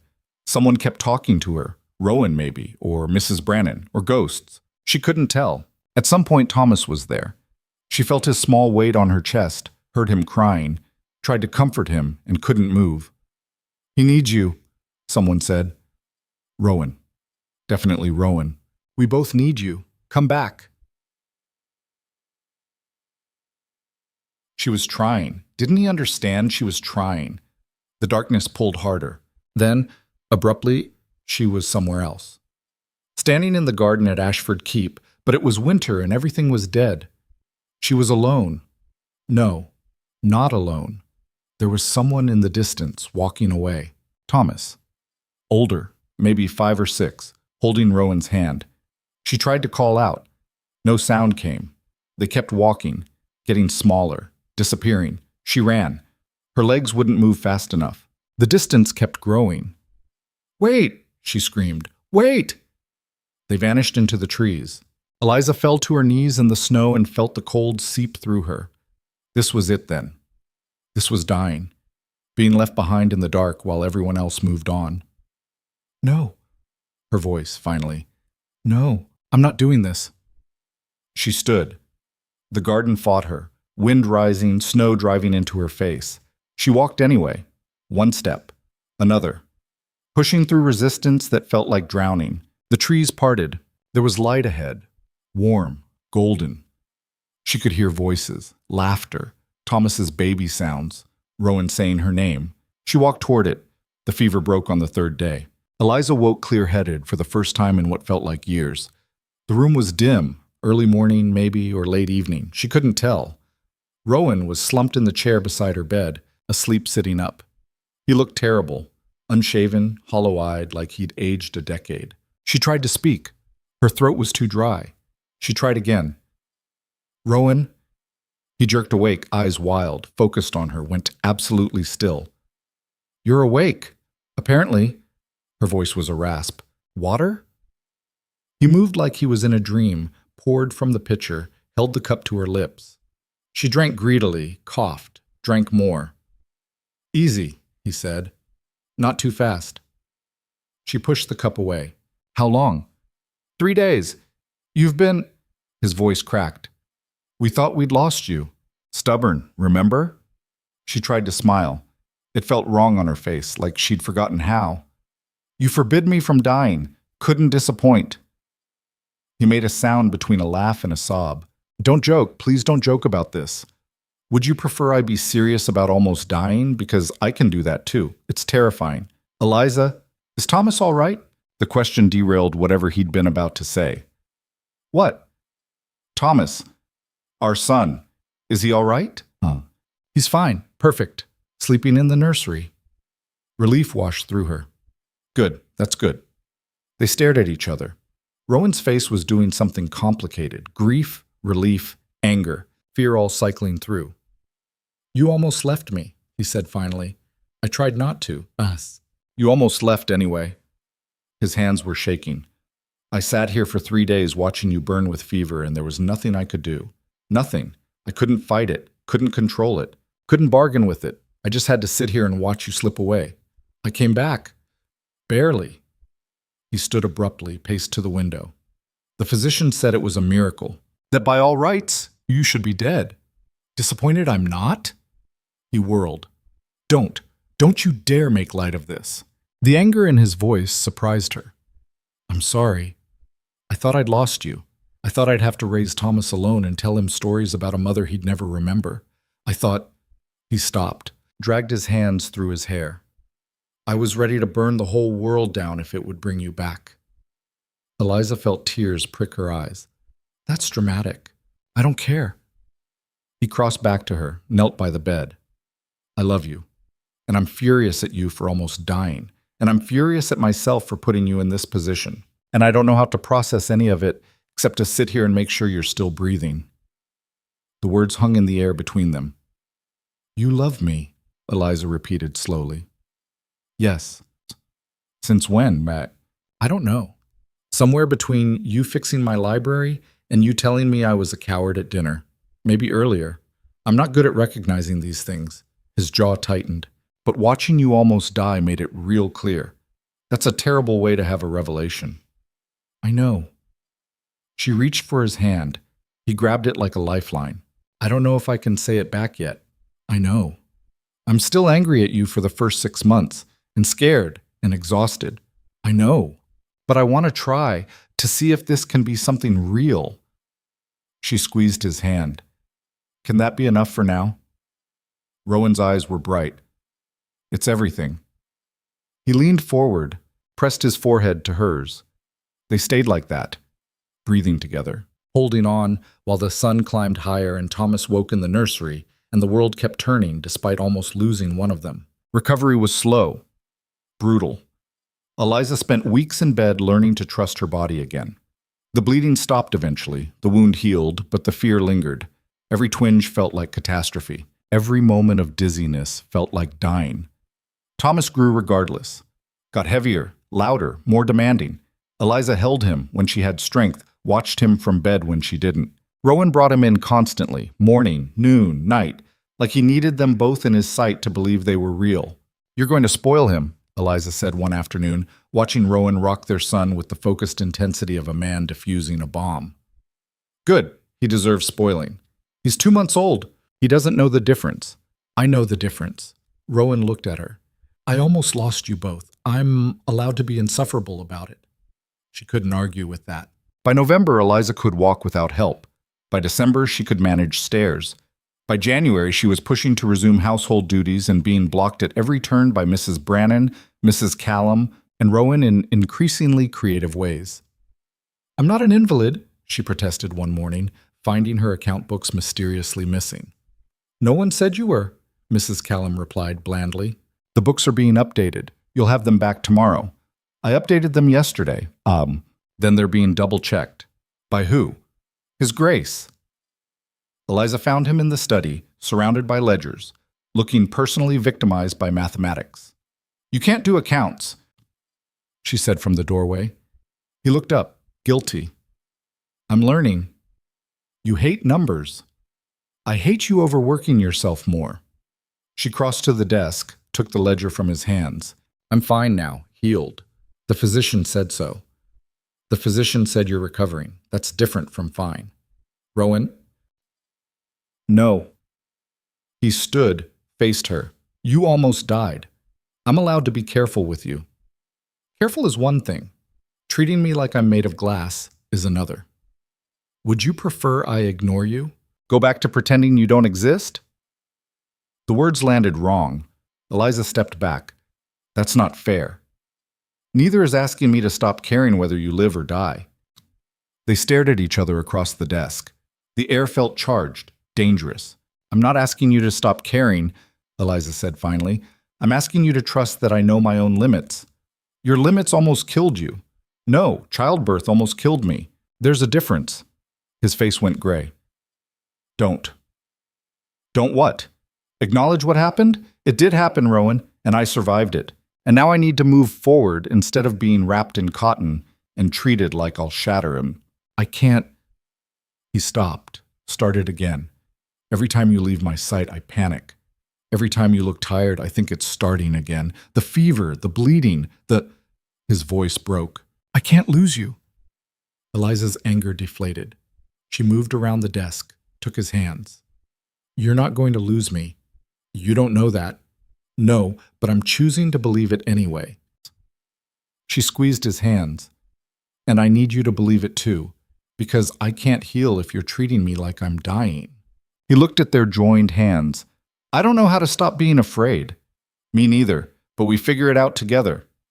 That's the deal, remember?" Something in his face shifted, softened. "When did you get so brave?"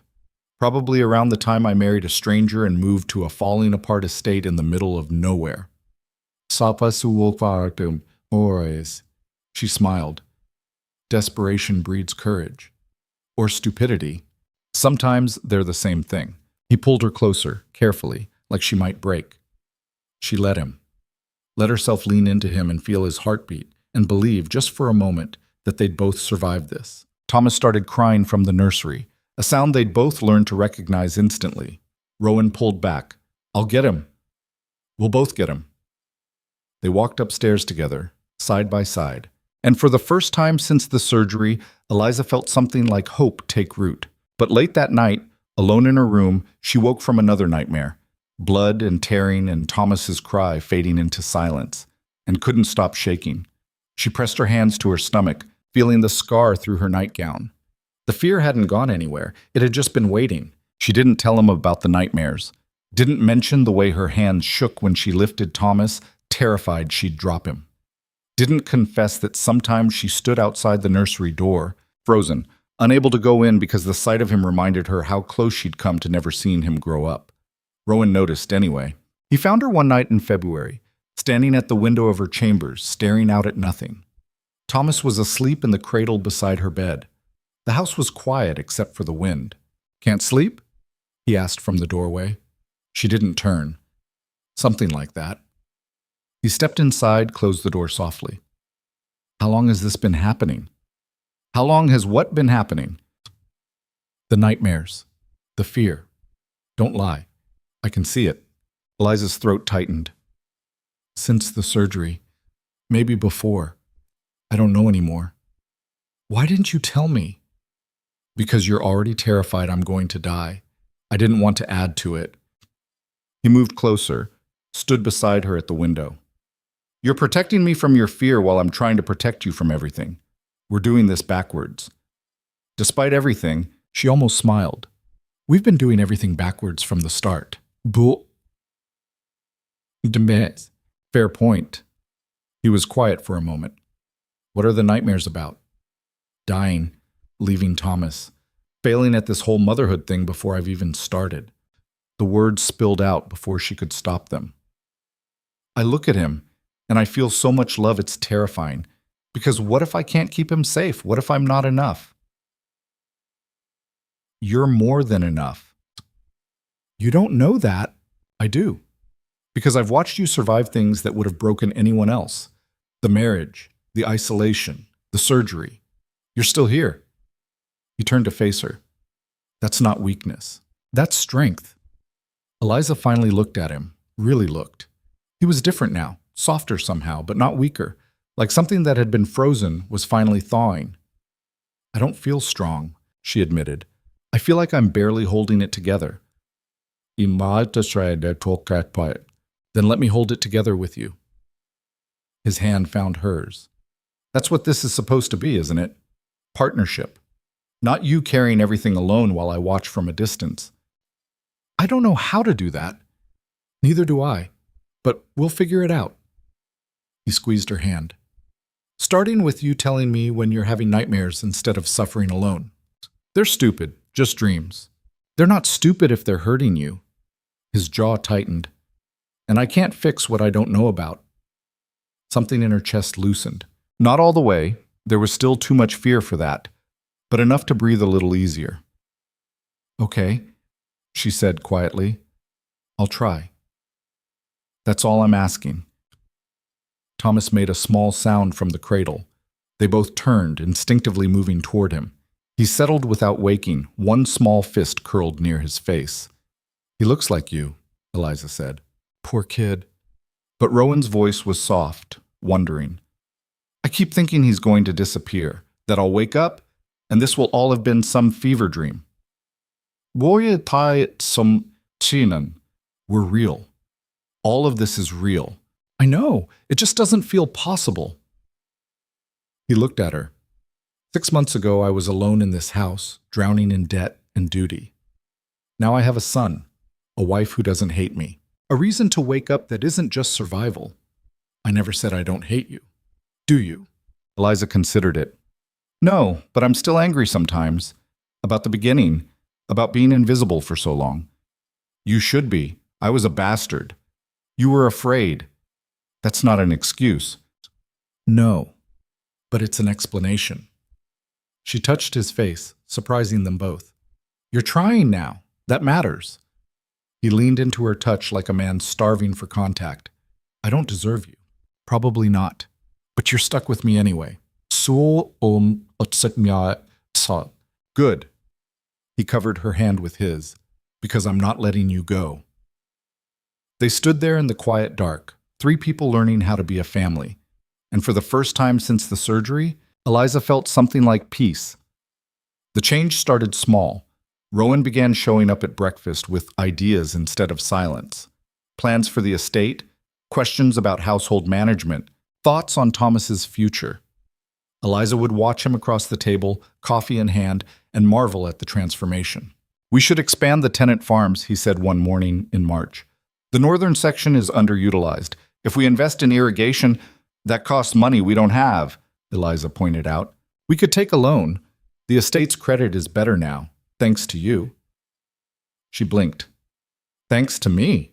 You fixed the accounts, renegotiated the supplier contracts, got the household running efficiently enough that we're not hemorrhaging money. He looked at her like it was obvious. The estate was dying when you arrived. Now it's stabilizing. That's your doing. I just did what needed doing. Exactly. You saw what needed fixing and fixed it, without being asked, without expecting credit. He set down his cup. I should have noticed sooner, should have said something. You're saying it now. 6 months too late. Better late than never. She smiled. Besides, I wasn't doing it for credit. I was doing it because I live here too. My future depends on this place surviving as much as yours does. Our future, he corrected. It's not just mine anymore. The shift in pronouns felt monumental. They started working together after that. Reviewing estate business over morning coffee, making decisions as a unit instead of parallel lives barely intersecting. Rowan would ask her opinion on things he used to decide alone. Eliza would push back when she disagreed instead of staying silent. It wasn't smooth. They argued, properly argued, raised voices and everything. About money, about priorities, about whether the East Wing repairs could wait another season. "We can't afford it," Rowan insisted one afternoon in April, surrounded by contractor estimates. "We can't afford not to," Eliza countered. "The roof's leaking. If we wait, the water damage will cost triple to repair. So we patch it. We've been patching it for months. It needs to be replaced." "With what money?" "The money you want to spend on new horses." His face went tight. "Those horses are investments, breeding stock, that we don't need right now. The roof keeps our son dry. That's the priority." They stared at each other across the desk. Garrett, witnessing this from the doorway, looked like he wanted to disappear. Finally, Rowan exhaled. "You're right." Eliza blinked. "What?" "You're right. Thomas comes first. The horses can wait." He looked at the estimates again, jaw working. "Fix the roof." "Just like that?" "Just like that." He met her eyes. "I told you, partnership. That means listening when you're making more sense than I am." Garrett cleared his throat. "I'll contact the contractors." After he left, Eliza studied her husband. That was suspiciously reasonable. "Don't get used to it. I'm still terrible at compromise. I've noticed. But I'm trying. For you. For Thomas. For—" He gestured vaguely at the estate around them. "For all of this." "Why?" The question seemed to surprise him. "What do you mean, why?" 6 months ago, you couldn't be bothered to eat meals with me. Now you're taking my advice over your own judgment. What changed?" Rowan was quiet for a long moment. "I watched you almost die. And I realized that everything I thought mattered, the estate, the succession, the legacy, none of it means anything without you." He stood, moved to the window. "I spent years treating this place like a prison I had to maintain. Then you showed up and started turning it into a home. And I was too blind to see it until I almost lost the chance." "So you're trying to make up for lost time, ici?" "I'm trying to be the man you deserve. The husband, the father." He turned back to her. "I know I can't erase the beginning, the coldness, the way I treated you like you didn't matter. But I can be better now, if you'll let me." Eliza's chest felt tight. "I'm letting you." "Are you? Or are you just tolerating me out of obligation?" "If I was just tolerating you, we wouldn't be arguing about roofs. I'd let you make bad decisions and not care." She stood, cross to him. "I'm arguing because I care about this place now. About our future here. About—" She stopped, the words catching. "About what?" "About you." It came out quieter than she intended. "I care about you. I don't know when it happened. Somewhere between you staying through the surgery and you learning to change Thomas's diapers without looking like you're defusing a bomb. But it happened." His face did something complicated. "That's not love." "No, not yet. But it's something." She took his hand, "And it's more than I thought I'd ever have with you. So maybe we work with that, see where it goes." Rowan pulled her closer, carefully, always carefully now. "I can work with that." He kissed her then, soft, tentative, like he was asking permission. She kissed back, letting herself feel it without overthinking. It wasn't perfect. Their noses bumped. The angle was wrong, but it was real, and that was enough. When they pulled apart, Rowan was smiling. Genuinely smiling, not the tight, controlled expression she was used to. "What?" she asked. "I just kissed my wife for the first time outside of our wedding ceremony. And she didn't look like she wanted to stab me. The day's still young."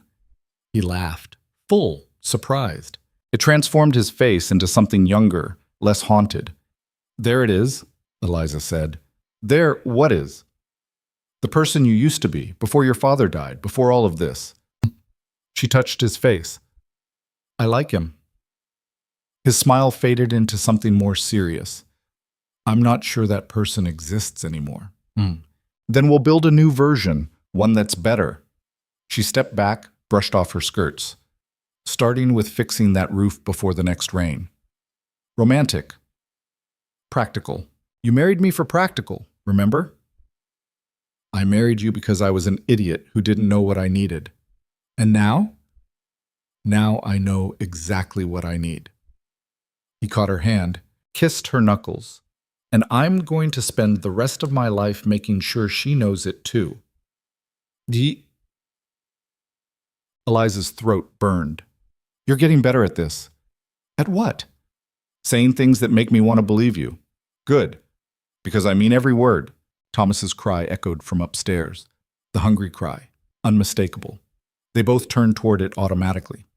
I'll get him, Rowan said. We'll both get him. They climbed the stairs together, and it felt like progress. By May, the change was undeniable. The staff noticed first, Rowan actually smiling at breakfast, Eliza laughing at dinner, the two of them working in the study together without the door closed. Mrs. Brannon started making extra portions of Rowan's favorite dishes. Mrs. Callum stopped looking at Eliza like she was waiting for disaster. You're happier, Garrett observed one afternoon, finding Eliza in the garden with Thomas. She looked up from where she was showing her son a flower he was too young to care about. Am I? Yes, both of you. It's... He paused, searching for words. It's good to see.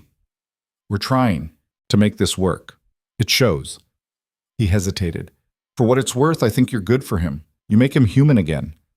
He was always human, just buried under too much weight. Maybe, but you dug him out. Garrett's expression was unreadable. The estate's better for it too. When the Duke is focused on building instead of just surviving, everyone benefits. Liza hadn't thought about it that way. The estate's doing better? Production is up, tenant satisfaction is higher, the debt's shrinking. He smiled slightly. Turns out having a functioning partnership at the top makes everything else run smoother. Sham Chasue. Tell Rowan that. He still thinks he has to control everything. Old habits. But he's learning. Garrett nodded once and left her there with Thomas and her thoughts. That night, she mentioned it to Rowan. They were in bed, separate beds still, pushed close together in her room so they could hear Thomas if he woke. Rowan was reading estate reports. Eliza was pretending to embroider. Garrett says the estate's doing better. Rowan looked up. He's right. Crop yields are up. We've renegotiated 3 tenant agreements on better terms. The repairs are ahead of schedule. He says it's because we're working together. He's right about that too. Rowan set aside his papers. I spent years trying to hold this place together alone, failing mostly. Then you showed up and suddenly the impossible started feeling possible. I didn't do anything that special. You did everything. You saw problems I was too exhausted to notice. Fixed things I didn't know were broken. He turned to face her fully. The estate's not just surviving anymore, it's growing. That's because of you. It's because of us. Yes. But I need you to understand, I couldn't have done this without you. Any of it. His voice went rough. The estate. Thomas. Becoming someone I don't hate. You made all of it possible. Yes. Eliza set down her embroidery. That's a lot of pressure to put on one person. I'm not putting pressure, I'm stating facts. He reached across the gap between their beds, found her hand. You saved me. I know that sounds dramatic, but it's true. I was drowning and you threw me a rope. I didn't do it for you. I know. You did it to survive, to make your life tolerable, but the effect is the same. He squeezed her hand. I'm alive again. Because of you. I ain't. She didn't know what to say to that. So she just held his hand and let the silence settle between them. Comfortable now, not heavy. Thomas stirred in his cradle, both of them tensed, waiting. He settled without waking. He's getting bigger, Rowan said quietly. He's 4 months old. That's what babies do. I know. But every time I look at him, I can't believe he's real, that we made him. Biology is fairly straightforward. You know what I mean. He was still watching the cradle. I look at him and I see all the ways I could fail him, all the mistakes I made with you that I can't make with him. You won't. How do you know? Because you're aware enough to worry about it. That's half the battle. She shifted to see him better. Besides, you're not doing this alone. We're both going to make mistakes. The goal is to make different ones than our parents did. That's a low bar. Maybe, but it's achievable. She smiled. We've already cleared it. Thomas is warm, fed, loved. That's more than either of us got. Rowan's face did something complicated. I want him to have everything we didn't. So do I. But that starts with us being okay. Being honest with each other. She paused. Being a real family instead of people playing roles. Is that what we are now? A real family? What? Eliza thought about it. The arguments and the laughter, the shared decisions and the compromises. The way Rowan looked at Thomas like he'd been handed a miracle. The way he looked at her like she was the reason miracles were possible. Yes, she said. I think we are. His smile was slow, wondering. Good. They fell asleep like that, hands linked across the gap between beds, Thomas breathing softly nearby, the house quiet around them. When Eliza woke from a nightmare hours later, gasping and shaking, Rowan was there immediately. He didn't say anything, just climbed into her bed, pulled her against his chest, and held her until the fear passed. Better? He asked when her breathing evened out. Getting there. Want to talk about it? Not really. Okay. He didn't let go, just held her, solid and warm and real. Eliza pressed her face into his shoulder and let herself feel safe. It was getting easier every time. The nightmares didn't stop, but they got less frequent, less vivid. And when they came, Rowan was there. Sometimes she'd wake to find him already beside her, like he'd sensed her distress in his sleep. Sometimes she'd have to call for him, but he always came. You don't have to do this, she said one night in June after a particularly bad one. Do what? Drop everything to comfort me. I'm an adult. I can handle bad dreams. I know you can, but you don't have to. He brushed hair from her face. That's what I'm here for. To be my emotional support husband? If that's what you need, yes. Despite the lingering fear, she smiled. You've come a long way from the man who couldn't eat breakfast with me. I had a good teacher. I didn't teach you anything, and you taught me that survival isn't the same as living, that control isn't the same as strength. He kissed her forehead. That letting people in doesn't make you weak. That last one's still a work in progress for both of us. True, but we're working on it. He settled beside her, pulled her close. Together. She fell asleep in his arms, woke up the same way, started to realize this was becoming normal. By July, they'd established a routine. Breakfast together. Rowan would handle the morning estate business while Eliza managed the household. Lunch with Thomas, watching him discover his hands, his feet, the world. Afternoons in the study working through problems together. Dinner as a family, even though Thomas couldn't eat anything but milk yet. Evenings in each other's company, sometimes talking, sometimes silent, always together. The staff started referring to them as their graces, plural, instead of addressing them separately. The tenants noticed the change. The Duke was less remote, more approachable. The estate felt lighter somehow, like a weight had lifted. Iris mentioned it one morning while helping Eliza dress. It's different now, the house. It feels alive. Does it? Yes, Your Grace.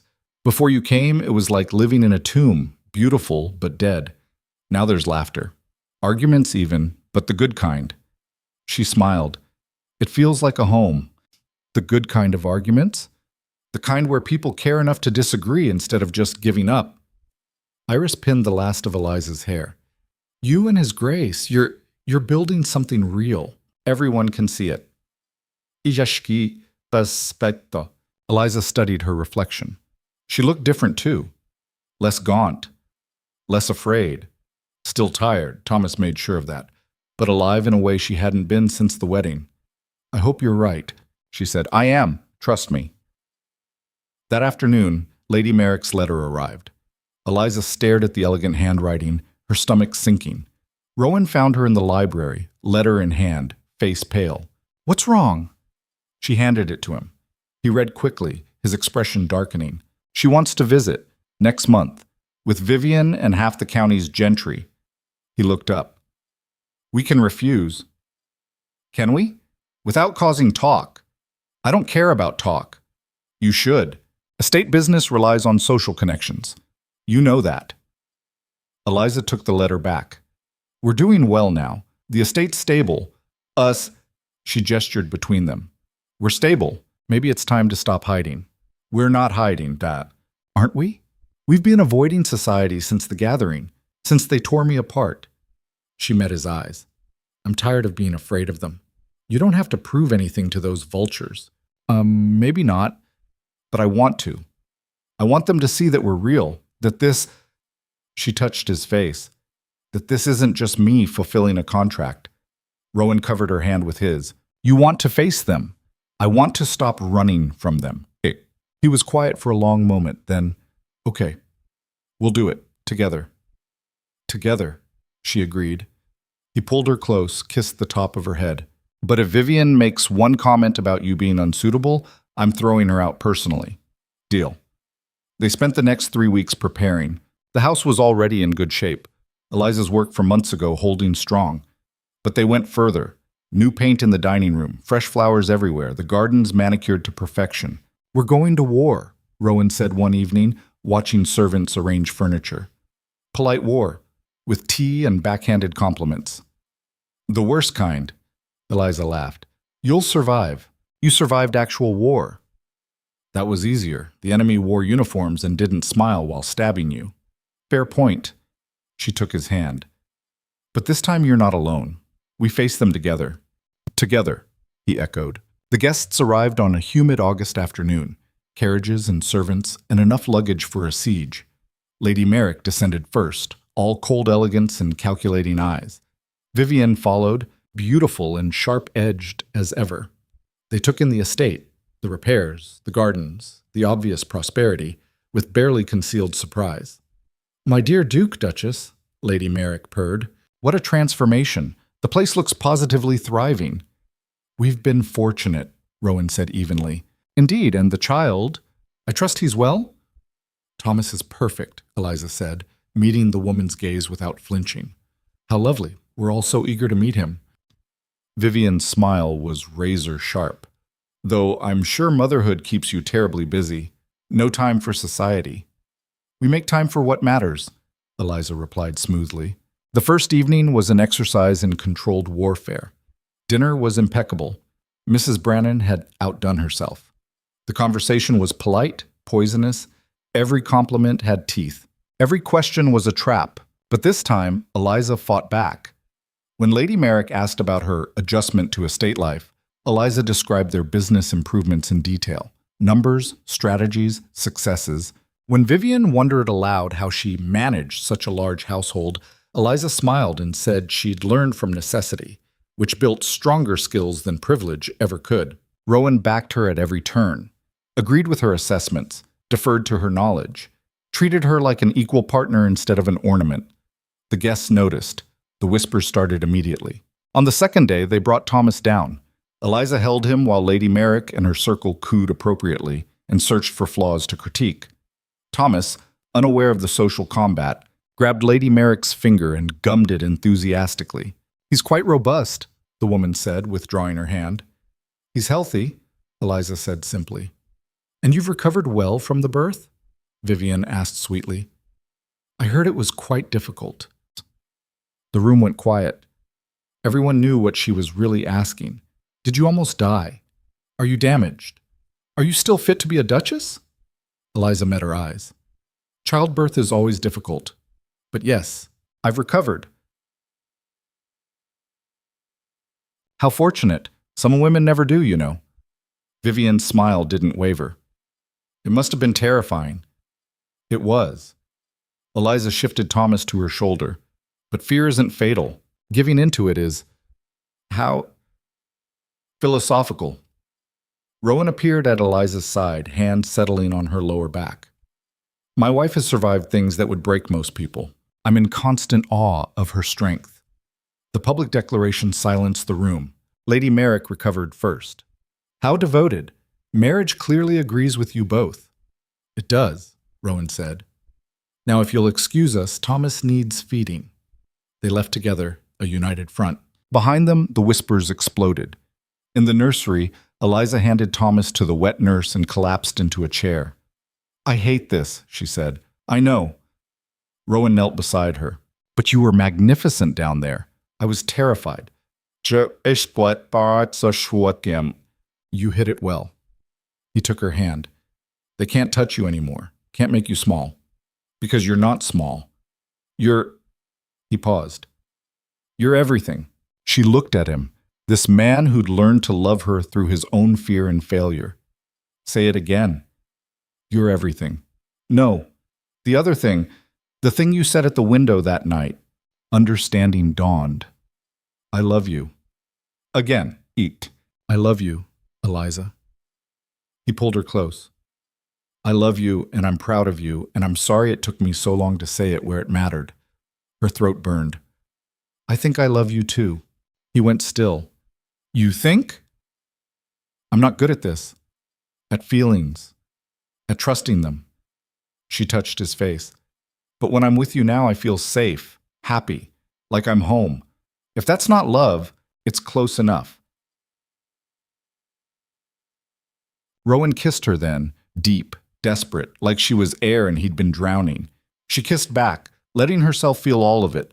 The fear, the hope, the impossible reality that they'd built something real from a cold transaction. When they broke apart, both breathless, Rowan rested his forehead against hers. We're going to be okay, he said. Yeah, Eliza agreed. I think we are. Thomas made a sound from the nurse's arms, not crying, just commenting on the world. They both turned to him, smiling. Their son, their family, their home. The guests left 2 days later. Lady Merrick's final words were tight-lipped congratulations on their unexpected success. Vivian said nothing, just smiled like broken glass. When the last carriage disappeared down the drive, Eliza exhaled for what felt like the first time in days. We did it, she said. You did it. Rowan pulled her close. You faced them down and won. We won. Together. Together, he agreed.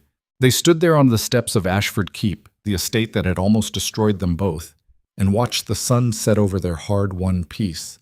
It wasn't perfect. There were still debts to clear, repairs to make, fears to overcome. But for the first time since their wedding, Eliza looked at their future and saw possibility instead of prison. And that, she thought, was worth every battle they'd fought to get here. That possibility lasted exactly 3 weeks.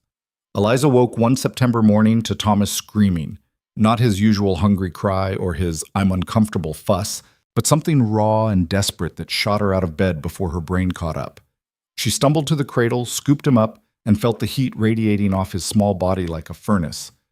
Rowan! Her voice cracked with panic. Rowan, something's wrong. He appeared in seconds, half-dressed, eyes wild. One look at Thomas and his face went gray. How long has he been like this? I just woke up.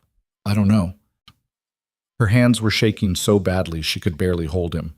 He's burning up. Feel him. Rowan touched Thomas's forehead and swore. Get Mrs. Brannan, now, and send someone for the physician.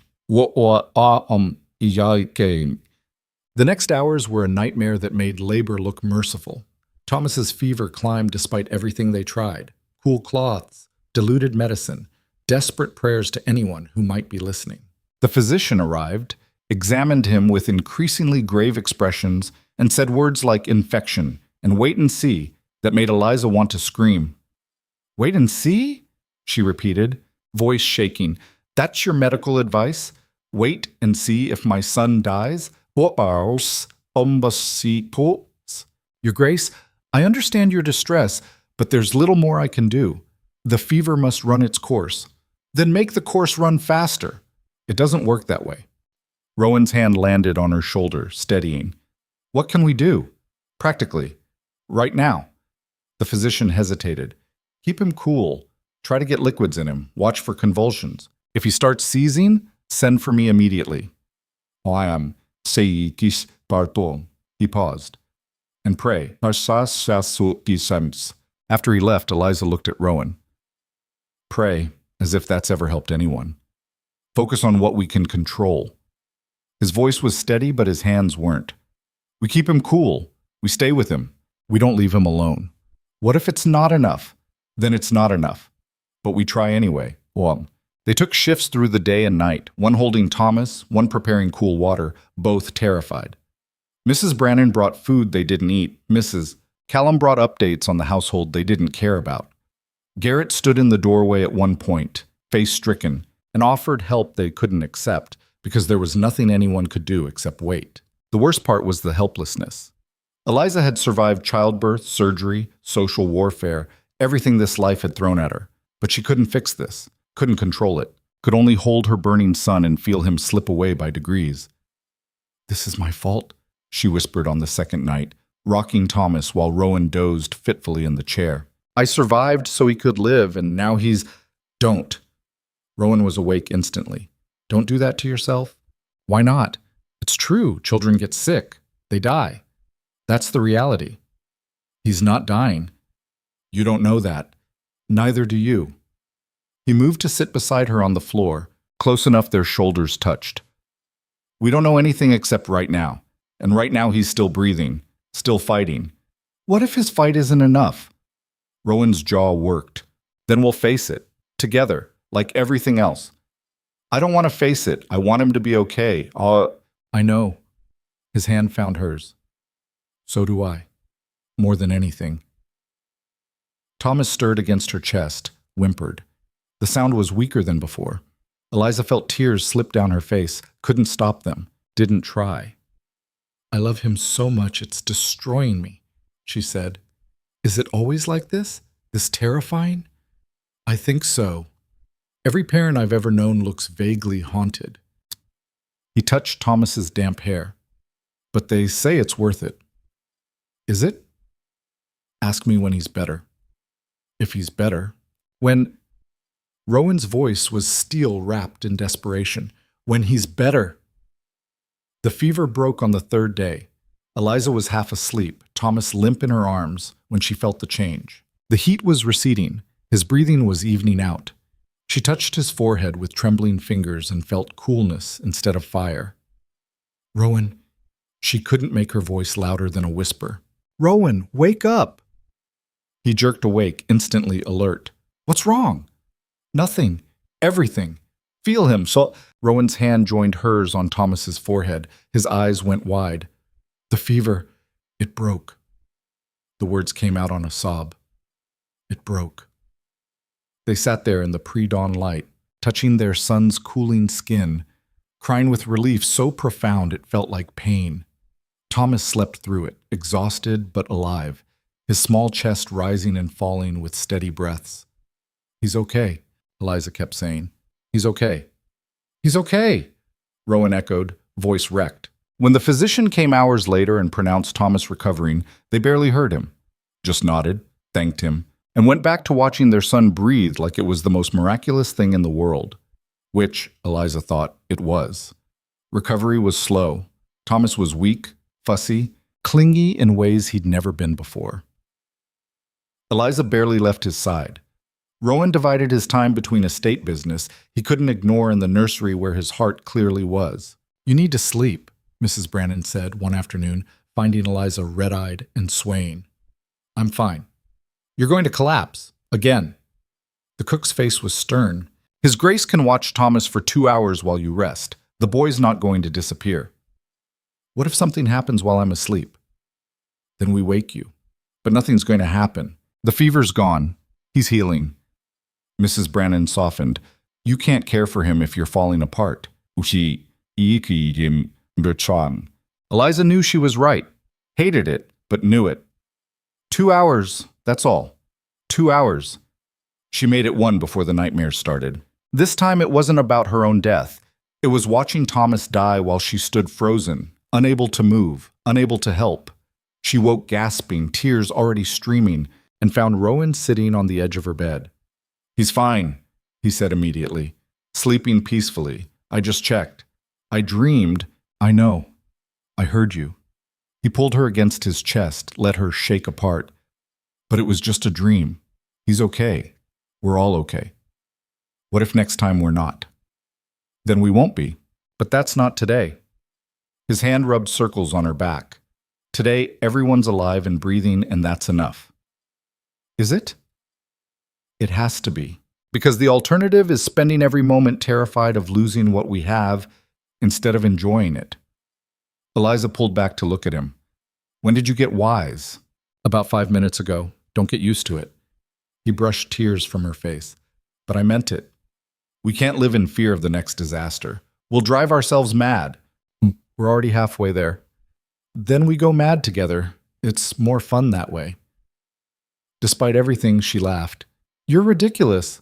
I'm yours. Same thing. She kissed him then, desperate, grateful, terrified, hopeful, all of it tangled together. He kissed back like she was oxygen, and for a moment the fear receded enough to breathe. Come back to bed with me, she said when they broke apart. His eyebrows rose. Are you, is that, not yet. My body's still, she gestured vaguely. But I don't want to be alone, and our separate beds routine feels stupid now. Okay? He kicked off his boots, climbed in beside her. Fair warning, I snore some. I know, I can hear you from here. And you still want me in your bed? I'm flattered. Don't push your luck. They settled together, his arm around her shoulders, her head on his chest. It should have felt awkward. They'd barely touched beyond hand-holding and chaste kisses. But it felt right, safe. I was terrified, Rowan said into the quiet. When Thomas was sick, more scared than I've ever been, including watching you almost die. Why more? Because with you, I could at least be in the room. Hold your hand, feel like I was doing something, even if it was useless. His chest rose and fell under her ear. With Thomas, I couldn't even do that, just had to watch him suffer and know I was completely powerless to stop it. That's parenthood, I think. Loving someone so much you do anything for them, then learning there are things you can't control. I hate it. Me too. She threaded her fingers through his.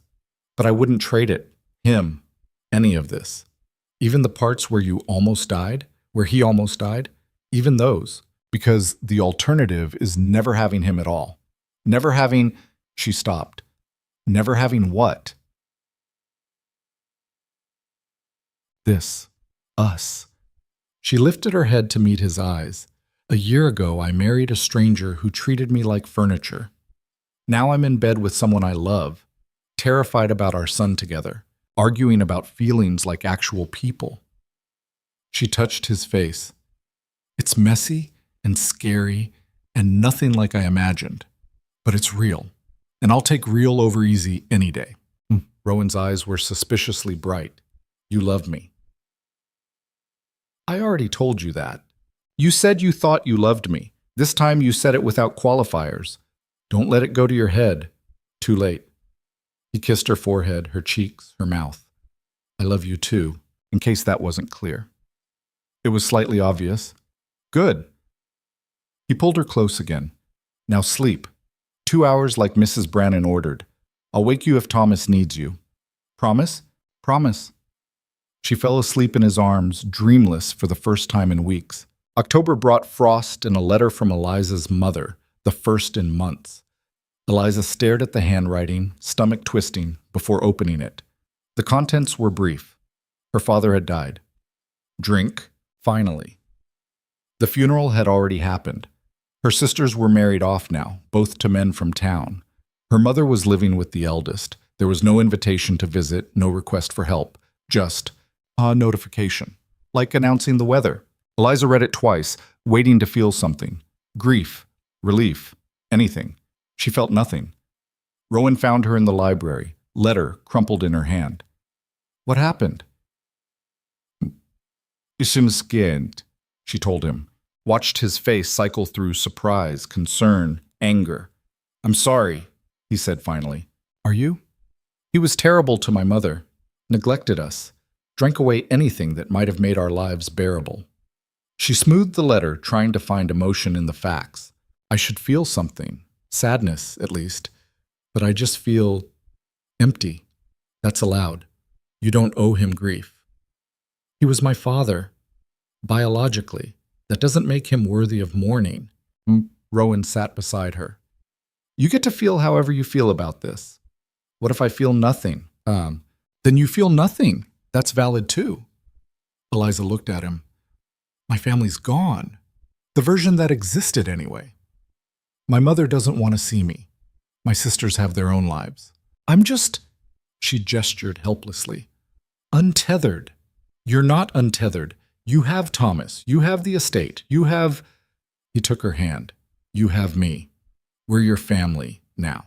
The words hit harder than expected. She'd been so focused on what she'd lost, her old life, her family, her illusions about duty and obligation, that she hadn't fully realized what she'd gained. Say that again, she whispered. We're your family. Me, Thomas, even the staff if you count them. His thumb brushed her knuckles. This is your home, your place. You're not some outsider who got trapped here. You belong. Eliza's throat burned.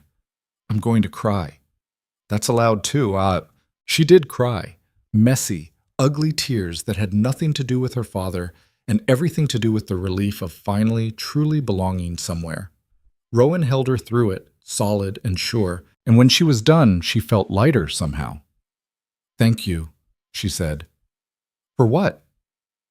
For making this home, for making me… She stopped, started again. For seeing me when no one else did. That was easy. You're impossible to miss once you stop trying to be invisible. I wasn't trying. I just learned to take up less space. Well, unlearn it. He stood, pulled her up with him. You're a duchess, the estate's co-owner, Thomas's mother, my wife. You're allowed to take up as much space as you want. That's a lot of space. Good. Use it. She kissed him then, pouring everything she couldn't say into it. He kissed back like he understood, and maybe he did. When they broke apart, Eliza smiled. I'm keeping you. I'd hope so. We're married. No, I mean it. You're mine now. No returns. Duly noted. He grinned. For the record, you're stuck with me too. I can live with that. They walked upstairs together to check on Thomas, and Eliza felt something settle in her chest. This was family. Not the one she was born into, but the one she'd built from contracts and duty and impossible odds. It was enough. Winter came hard that year. Snow piled against the windows, winds howled through gaps they'd missed in repairs, and the estate hunkered down to survive until spring. But inside Ashford Keep, something had shifted. The household hummed with life instead of just existing. Thomas grew despite the cold, sitting up now, grabbing everything, babbling sounds that weren't quite words but felt close. The staff moved with purpose. The books balanced better than they ever had. And Rowan and Eliza learned to be married in ways that mattered. They argued still about estate priorities and Thomas's schedule and whether the East Wing repairs could wait another year. But the arguments were different now, productive, honest, without the undercurrent of resentment that had poisoned everything before. They also laughed, found joy in small things. Thomas's first tooth, a successful harvest report, Rowan's terrible attempts at poetry that made Eliza snort tea through her nose. That was awful, she said, reading his latest attempt. Genuinely terrible. I'm trying to be romantic. Try less. Your strength is action, not words. Noted. He took the paper back, crumpled it. Though you have to admit the bit about your eyes was clever. You compared them to mud. Rich, fertile mud. It was a metaphor. It was an insult. I love you? She threw a pillow at him. He caught it, laughing, and tackled her onto the bed they now shared every night.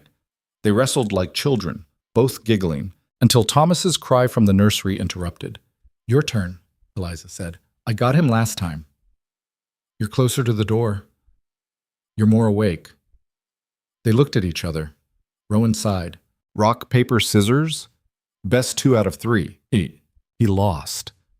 Went grumbling to the nursery while Eliza settled back into the warm bed, smiling. This was marriage. Not the cold transaction she'd signed up for, but the messy, argumentative, joyful reality they'd built together. She wouldn't trade it for anything. The real test came in February. A representative from the Crown arrived unannounced. an official-looking man with documents and authority and questions about the estate's legitimacy. Apparently, someone had contested Rowan's claim, arguing the marriage had been too rushed, the heir's birth too convenient, the whole thing a potential fraud. Eliza knew immediately who'd filed the complaint. Lady Merrick's fingerprints were all over it. The representative set up in the study, requesting documents, interviewing staff, examining records with an eye toward finding irregularities. Rowan was furious, pacing the bedroom like a caged animal. This is revenge. Pure revenge because we didn't play their games. Probably, Eliza agreed. She was calmer, thinking. But it doesn't matter why. What matters is proving them wrong. How? They're questioning our marriage, Thomas's legitimacy, everything. Then we show them everything. The marriage certificate, the birth records, the estate improvements. We bury them in proof that this is real. What if it's not enough? Then we fight harder. She took his hands. But I don't think it will come to that. We have truth on our side, and that's powerful. The investigation took a week. The representative interviewed everyone, staff, tenants, even the physician who delivered Thomas. He examined the household accounts, the estate records, every document they could produce. Eliza sat for questioning on the 5th day. The representative was professional, neutral, but his questions were pointed. The marriage was arranged quickly. Some might say suspiciously so. We needed heirs. I needed security. It was mutually beneficial. She met his eyes. That's not uncommon among nobility. And the current state of your marriage? What about it? Some might argue the affection you display is performative, designed to deflect suspicion. Eliza laughed, short, sharp. You think we're acting? That I'd spend a year transforming a dying estate, nearly die in childbirth, and go through hell recovering all to… What? Trick the crown? I'm simply exploring possibilities. Then explore this one. Sometimes cold arrangements become warm realities. Sometimes people surprise themselves by falling in love. She leaned forward. My marriage started as a contract. It's become a partnership. If that's suspicious, then I don't know what to tell you. And if I asked your husband the same question, he'd tell you the same thing, because it's true. The representative made notes. Thank you, Your Grace. That will be all. Oops. She left feeling wrung out, uncertain. Rowan was waiting in the hall, face tight with worry. How did it go? I don't know. I told the truth. Whether he believes it, she shrugged helplessly. We'll find out soon enough. The representative left on the 7th day with promises to submit his findings to the Crown. They'd hear the decision within a month. That month was agony. Every day felt like waiting for execution. Rowan threw himself into estate work, channeling anxiety into productivity. Eliza did the same with household management. They barely spoke about the investigation, both too afraid of jinxing whatever fragile hope they had left. Thomas, oblivious, kept growing, started crawling, got into everything, provided the only real joy in those dark weeks. Whatever happens, Rowan said one night, watching their son demolish a stack of blocks, they can't take this from us. What we've built, who we are now. Can't they? If they rule against us, then we fight, appeal, burn the whole system down if necessary. His jaw was set. But I'm not losing you, or Thomas, or this life we've made. You might not have a choice. There's always a choice, and I choose you, every time. Oh. Eliza wanted to believe him, wanted to think love could conquer bureaucracy and spite and the machinery of nobility.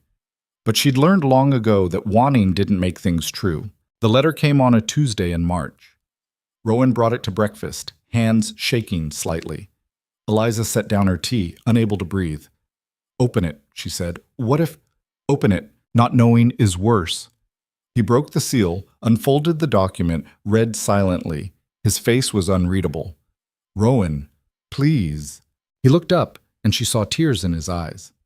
We won. What? The investigation found no evidence of fraud or irregularity. The marriage is legitimate. Thomas is legitimate. The estate is ours. He laughed, shaky and disbelieving. We won.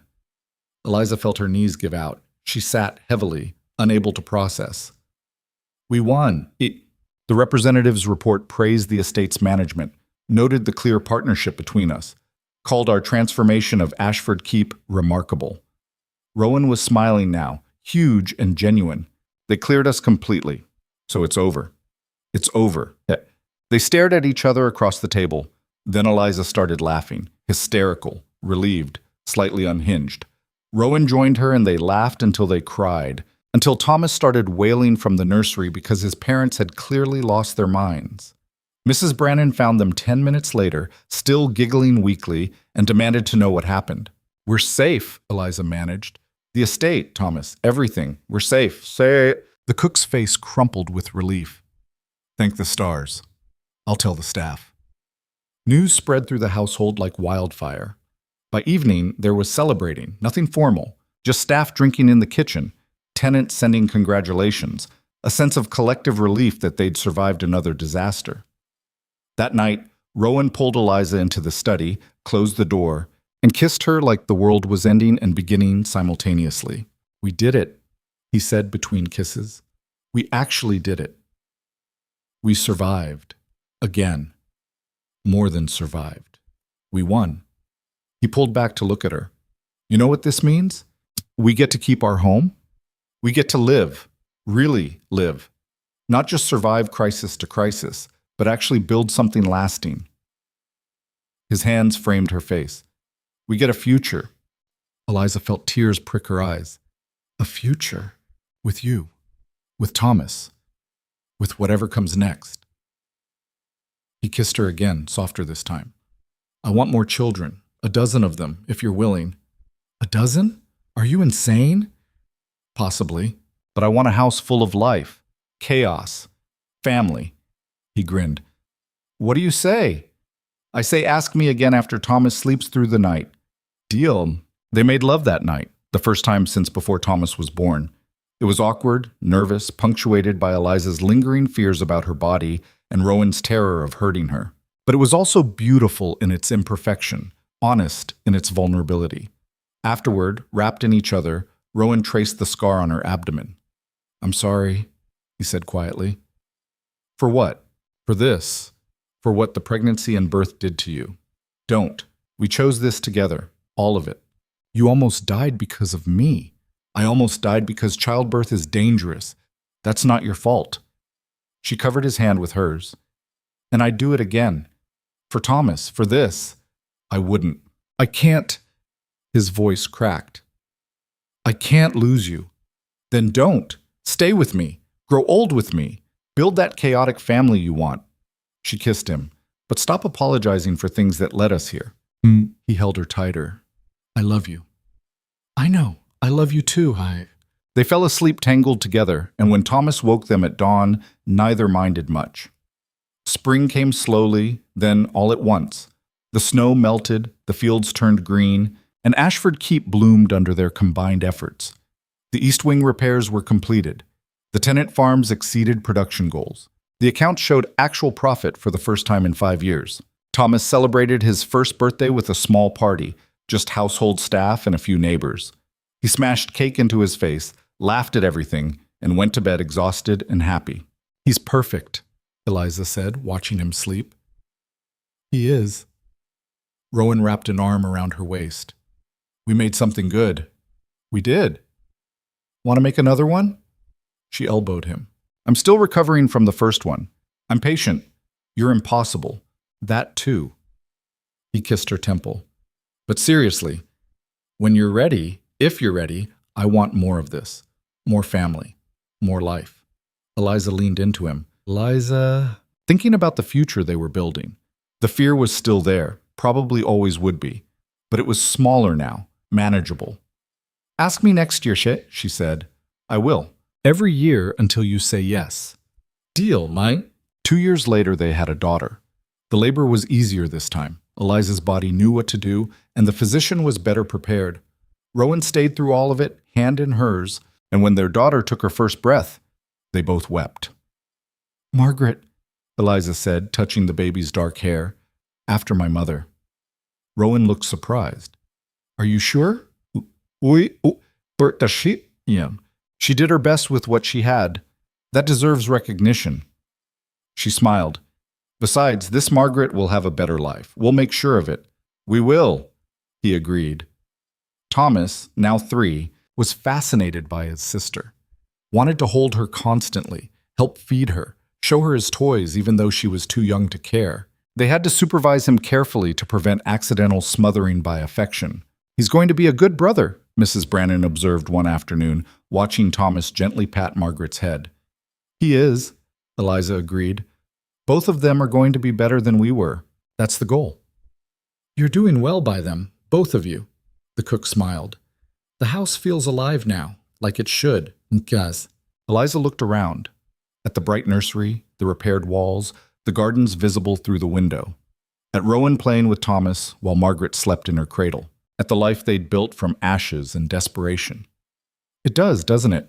Yes, Your Grace, it truly does. 5 years after their wedding, Ashford Keep hosted a gathering, a real one, celebrating the estate's full recovery and the family's success. Nobles came from across the region, curious about the Duke who'd gone from near ruin to prosperity. Lady Merrick attended, older and sharper-edged. Vivian came too, married now to someone equally cold. They both looked at the transformed estate, the thriving household, the obvious love between Rowan and Eliza, with barely concealed bitterness. You've done well, Lady Merrick said, the words like pulling teeth. We've survived, Eliza corrected, and built something worth surviving for. How rustic. I prefer honest. Eliza smiled, sweet as poison. But then, we've always had different priorities. Thomas appeared then, 5 years old and fearless, tugging on his mother's skirt. Mama, Margaret's crying and Papa says you're better at the thing with the... He gestured vaguely. Excuse me, Eliza said to Lady Merrick. Duty calls.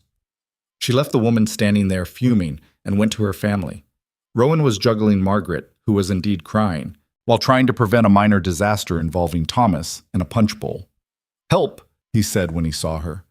Eliza took Margaret, soothed her expertly, and handed her back. You're the one who wanted a house full of chaos. I'm regretting that now. Liar, you love it. Oot.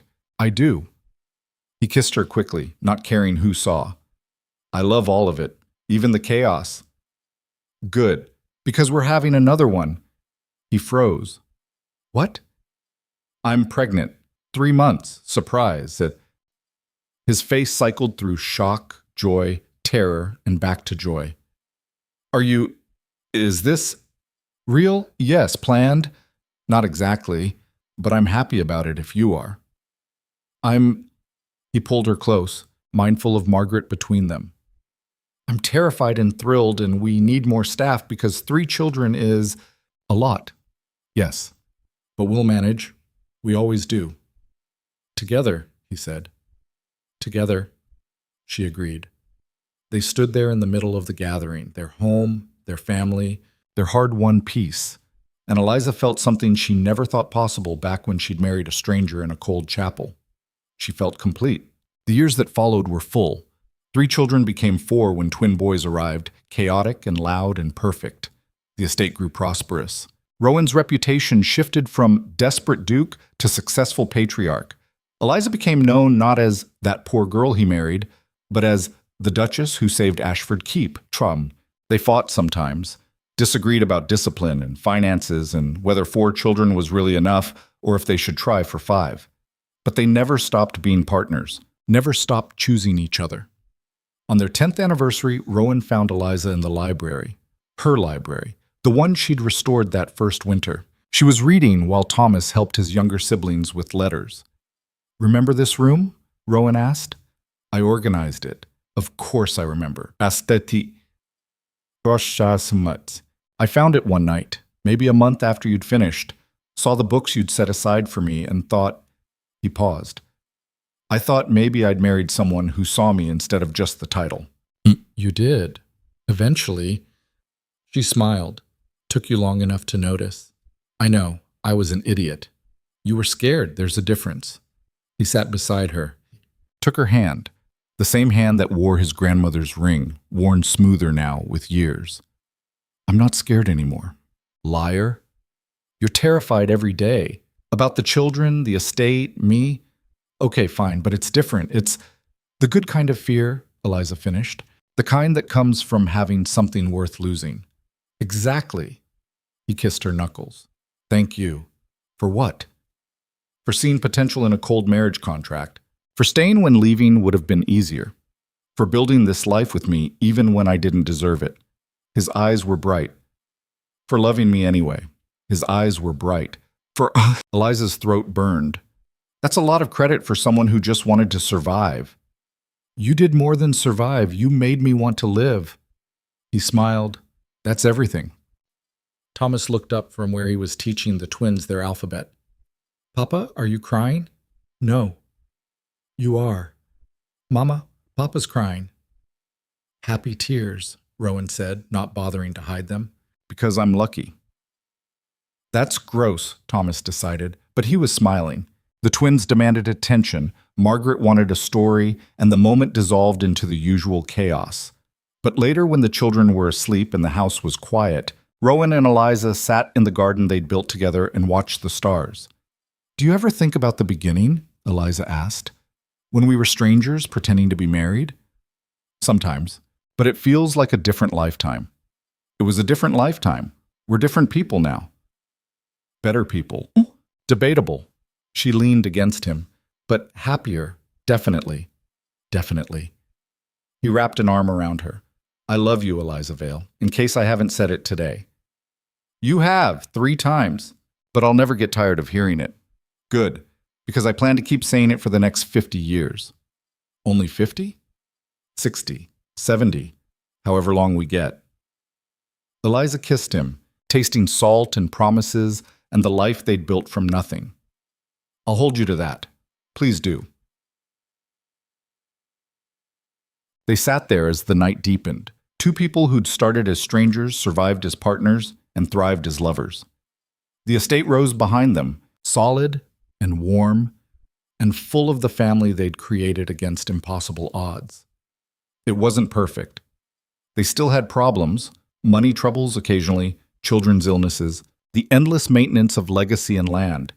But they faced it all together, and that made everything bearable. More than bearable. It made it beautiful. Years later, when Thomas was grown and bringing his own bride to Ashford Keep, he asked his mother what made a good marriage. Eliza thought about it. About the cold beginning and the terrifying middle and the hard-won happiness that followed. Honesty, she said finally. Partnership. Being willing to grow instead of staying stuck in who you were. She smiled. And choosing each other. Every day. Even when it's hard. That's it? That's everything. Thomas hugged her, and Eliza felt the circle complete. They'd taken a dying legacy and turned it into something living. Taken a cold contract and transformed it into love. It hadn't been easy, but the best things never were. And when Eliza died decades later, old, content, surrounded by children and grandchildren and a husband who'd loved her fiercely until the end, her last thought was simple. Worth it. All of it. Worth it. Rowan followed her 2 years later. They were buried together in the garden they'd built, under the roses she'd brought back to life that first spring. The estate passed to Thomas, who ran it with his mother's practicality and his father's determination. And Ashford Keep thrived for generations after, built on a foundation that started with duty but became something far more powerful. Love that refused to quit. Love that rewrote the legacy. Love that proved, against all odds, that even the coldest beginnings could have the warmest endings.